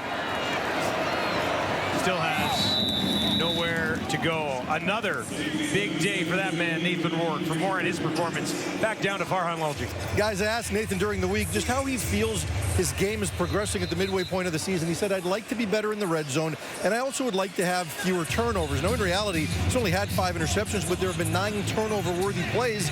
So I'm not sure if you've heard the story about him being a Brett Favre fan growing up. He watched his video over and over, and I said, you like Brett Favre? He threw 336 interceptions, the most in any league ever. And he said, well, I'd like to think I'm a little more cerebral than that, because apparently Brett Favre didn't know what a nickel defense was, which was discovered after retirement.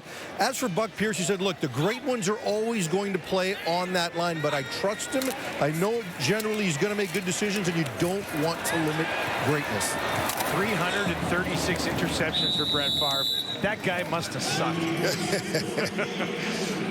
He was a slinger, no doubt.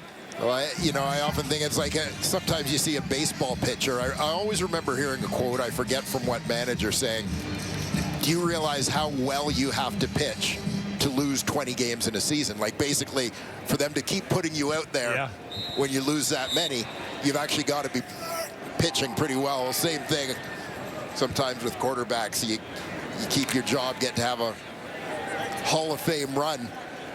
You must be doing a lot of good things that offset those turnovers. Rourke had that interception earlier today. Bounced back nicely. Another one down the field. One-on-one coverage, and a flag does come out. He was looking for Hatcher. Would have been his 11th catch of the game. Lorenzo Burns, a guilty look on his face. Pass interference. Montreal number 20. Spot of the foul. Automatic. First down. The Lions absolutely not taking their foot off the gas here.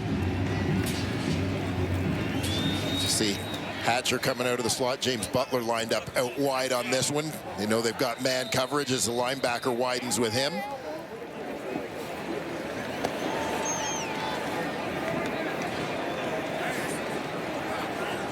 Burns just a little early with the hands on there, trying to slow down Hatcher.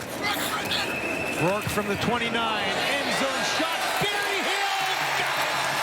Touchdown Lions, and the route is on at BC Place. Barry Hill has his team-leading 6th touchdown reception of the year.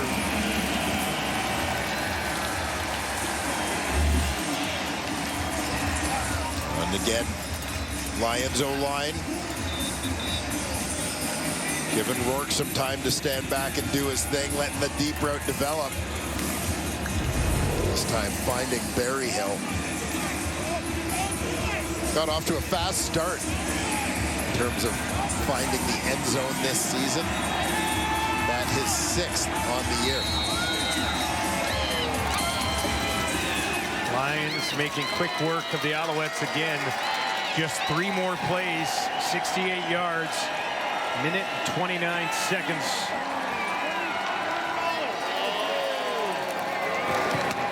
That is blocked. Sean White has it blocked. It'll be picked up. There's a flag as the tackle is made. Beveretz. 4th passing touchdown of the game for Nathan Rourke. 3rd of the second half. And as we take a look back at the touchdown, Barry Hill, the number 3 receiver, he's going to work towards the corner. The other routes on that side are a little shorter, so the outside defenders are going to be held down closer to the line of scrimmage by Hatcher and McInnes. No yards. BC number 2. 5-yard penalty, which will be applied on the kickoff. That made it tough for Ciante Evans. Had inside leverage on Barry Hill to get much help on the outside as they were occupied with those short routes. Barry Hill gets an edge. Well thrown ball from Rourke. Nathan Rourke's last 5 pass attempts, 3 of them have been touchdowns. So they have been finishing very efficiently late in this one.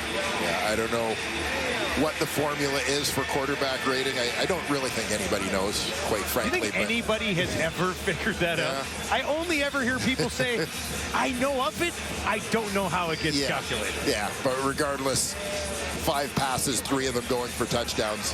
Has got to do good things for the QR.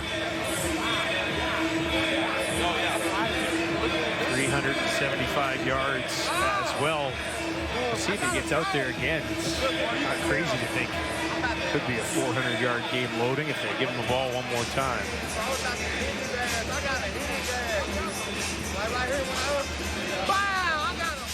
Montreal Alouettes looking to fall to 5-5 on the year. Still be second in the East. There'll be 4 or 5 win teams out in the West. Tice. Wrapped up. Roy in on the tackle. Well, James Morgan was not expecting to see action today. Evans went out after just 4 pass attempts. Morgan has come in. He's 16 to 26, 143 yards. He's not thrown an interception yet. We've seen a lot of guys get their first crack at it, 2, 3, 4 picks. Yeah. Hasn't done that yet.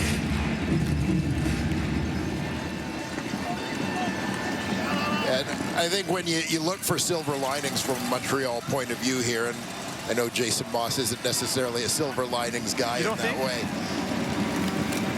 but there's some value here in a young quarterback in Morgan getting some live reps and getting some experience. Obviously, we don't know what the prognosis is in terms of a return time for any of the veteran quarterbacks who have played ahead of him, but I think this game action, regardless for Morgan as he moves up the depth chart, is going to be important. Finds Sneed. Sneed will take it down inside the 45. Montreal has not won out here in Vancouver. 8 straight games. You got to go back to 2013, almost 12 years since the Alouettes found a path to victory in Vancouver. And I know a lot of times over the years we've talked about some of the challenges of, the 3 time zone difference for the East Division teams, and particularly with evening games. But I mean, this was a 7 o'clock Eastern start. Yeah, that's true. It's good zip on that one from Morgan. Finds Sibasu. It's tough for Montreal. Start the year very well. You lose a guy who's never lost, and Davis Alexander. So it's that whole conversation all the time of, your injuries aren't an excuse. Now, but there might be a reason. They're not an excuse, They're a reason. They're a reason. Injuries are a reason. I mean, they have gone now through 3 quarterbacks this season. Sit at 5-5. There's a soft spot in the defense. Finds Sneed. Sneed makes a move. End zone touchdown. And James Morgan has thrown his first CFL passing touchdown into the hands of Tyler Sneed.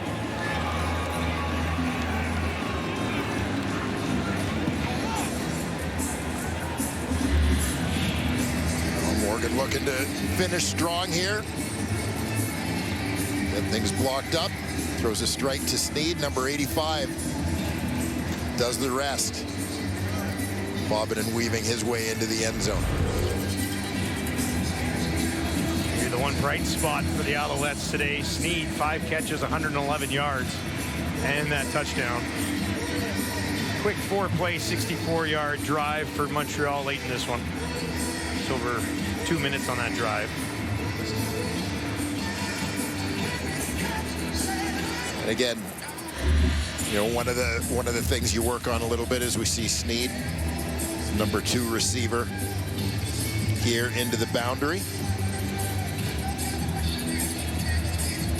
Past the linebackers, bend it to the outside, and you saw there Carter just over pursued a little bit to the outside. Sneed bounces back in, finds a path to the end zone.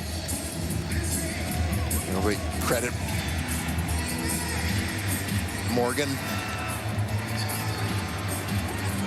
managing the clock efficiently there. I thought, obviously, that's one of the things you're focusing on. Young quarterback in that situation. Small fist pump from Jason Moss.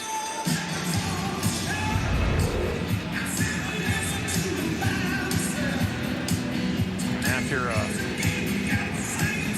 pretty good time chatting, calendar's up, and he will trot off the field.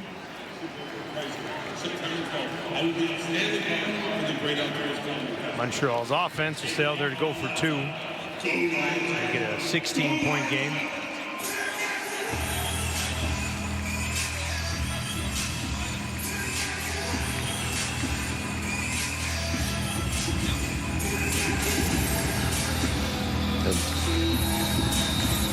Trying to get this down within 16. 2-possession game, theoretically. 0 for 2 so far this year on 2-point conversions. Seeing what Morgan dials up here for the Alouettes. Interception, that's what happens. In the end zone, it's Alouette, and he'll bring it back out. Active day for Michael Alouette continues. BC Lions about to make it 2 in a row. They're on the 3rd game of a 6-game stretch against teams from the East.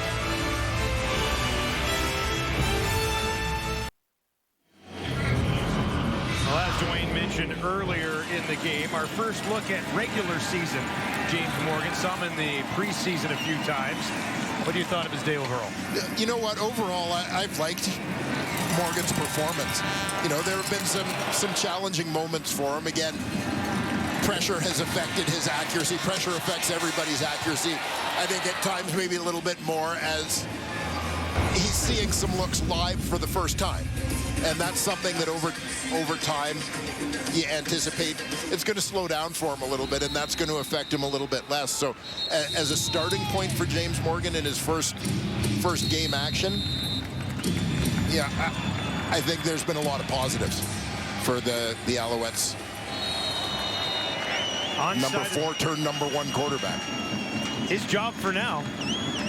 Onside attempt, Maltos Diaz gonna bounce one in there, bounces off of a foot. That'll be a live ball, but McGee is on it. Good awareness from McGee as it changed direction, and he was able to track it down.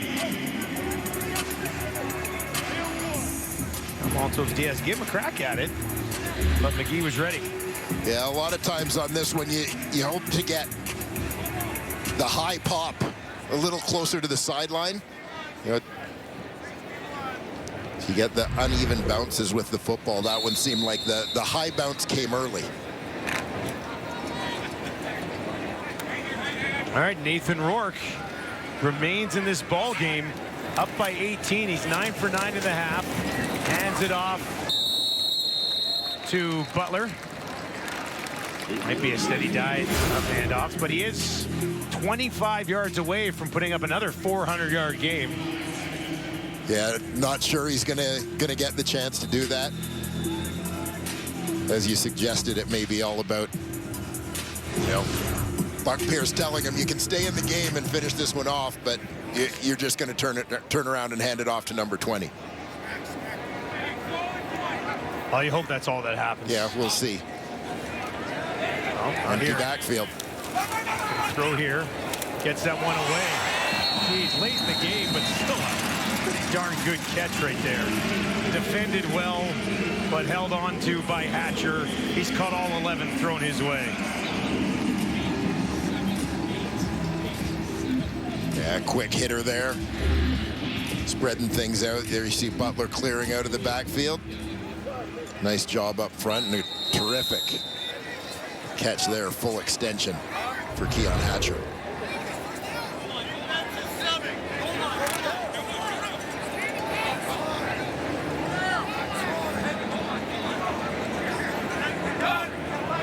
A few extra bodies on the line here for BC. Give it to Butler. Butler waits, found a bit of a hole. And pushes it down inside the Montreal 40 with less than 2 minutes to go. Oh, with his big day here today, guess who is now the CFL's leading receiver?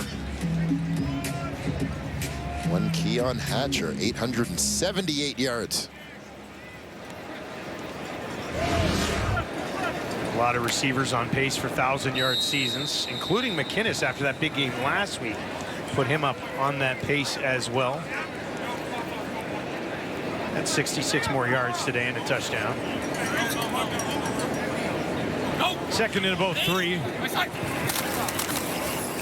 Back to Butler again. And Butler will pick up a first down. There's a flag in behind the quarterback. Holding, BC number 54. 10-yard penalty, remains second down. 13th penalty of the game on the BC Lions. Hasn't impacted them in form of a victory today or stopping them from picking up a victory, but certainly not something you want to become a trend here. Yeah, I suspect it will be part of the discussion for Buck Pierce as they prepare for week 12.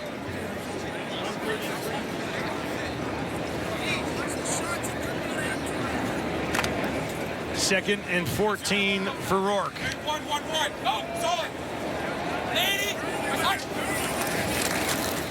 Wants to throw, gets it away. Far side, Berryhill tries a little tippy toe, not going to work. That's incomplete. And that'll bring up third down. First incompletion of the second half for Nathan Rourke. This night will end with 382 yards and 4 touchdowns. That's okay, I guess. Yeah, we'll let him start again next game. No controversy here in BC with Rourke this year. And you know Nathan Rourke is so competitive, he's probably trying to convince Buck Pierce to go for it on 3rd down.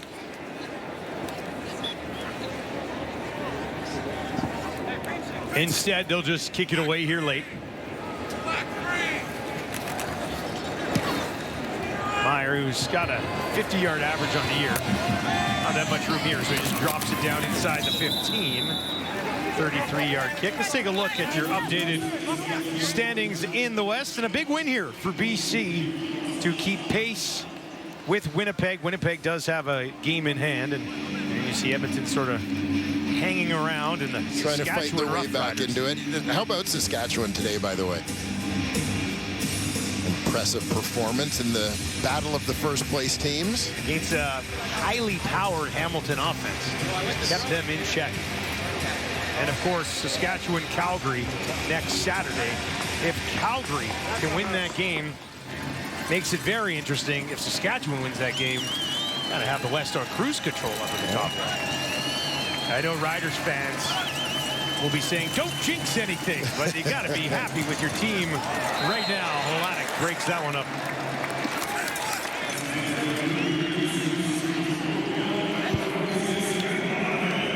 See how the BC Lions can factor into that home playoff date conversation in the West. Certainly have themselves in the thick of it. And actually lost 3 in a row at home coming into this. An impressive performance here today. They won their home opener against Edmonton with Snoop Dogg in the house. And I know their owner has deep pockets, but you can't be flying Snoop in for every single game to try to help you get a victory. Instead, you just need Nathan Rourke. Look after the football. The one interception tonight. We said earlier, their biggest problem so far this year has been turnovers. There he is. I like the look with a suit and a hat. If they would allow us to do that here on TSN, I would definitely be suit and hat guy. And funny hats, too, not just ball caps. I was going to say, do you have a go-to hat? I have a CFL hat that I wear around. I have one hat that I've actually had for like 20 years. Really? It's just, it's an old, remember Billabong was really big back like late 90s? That's not a bad hat. He's wearing all of it. You know, my go-to, I have a hat that I bought in Jamaica many years ago. Okay. Nice cap, but it's got dreadlocks like that. Oh, okay. Yeah. Except they're like a little more realistic looking. And that would be my game day hat. Yeah, that would be it, eh? Yeah. Let's see, maybe we can put a hat day on the schedule in an upcoming week. We could get the fans involved. Everybody. Yeah, the panel Have them could wear send funny pictures hats. to those of you who are on social media.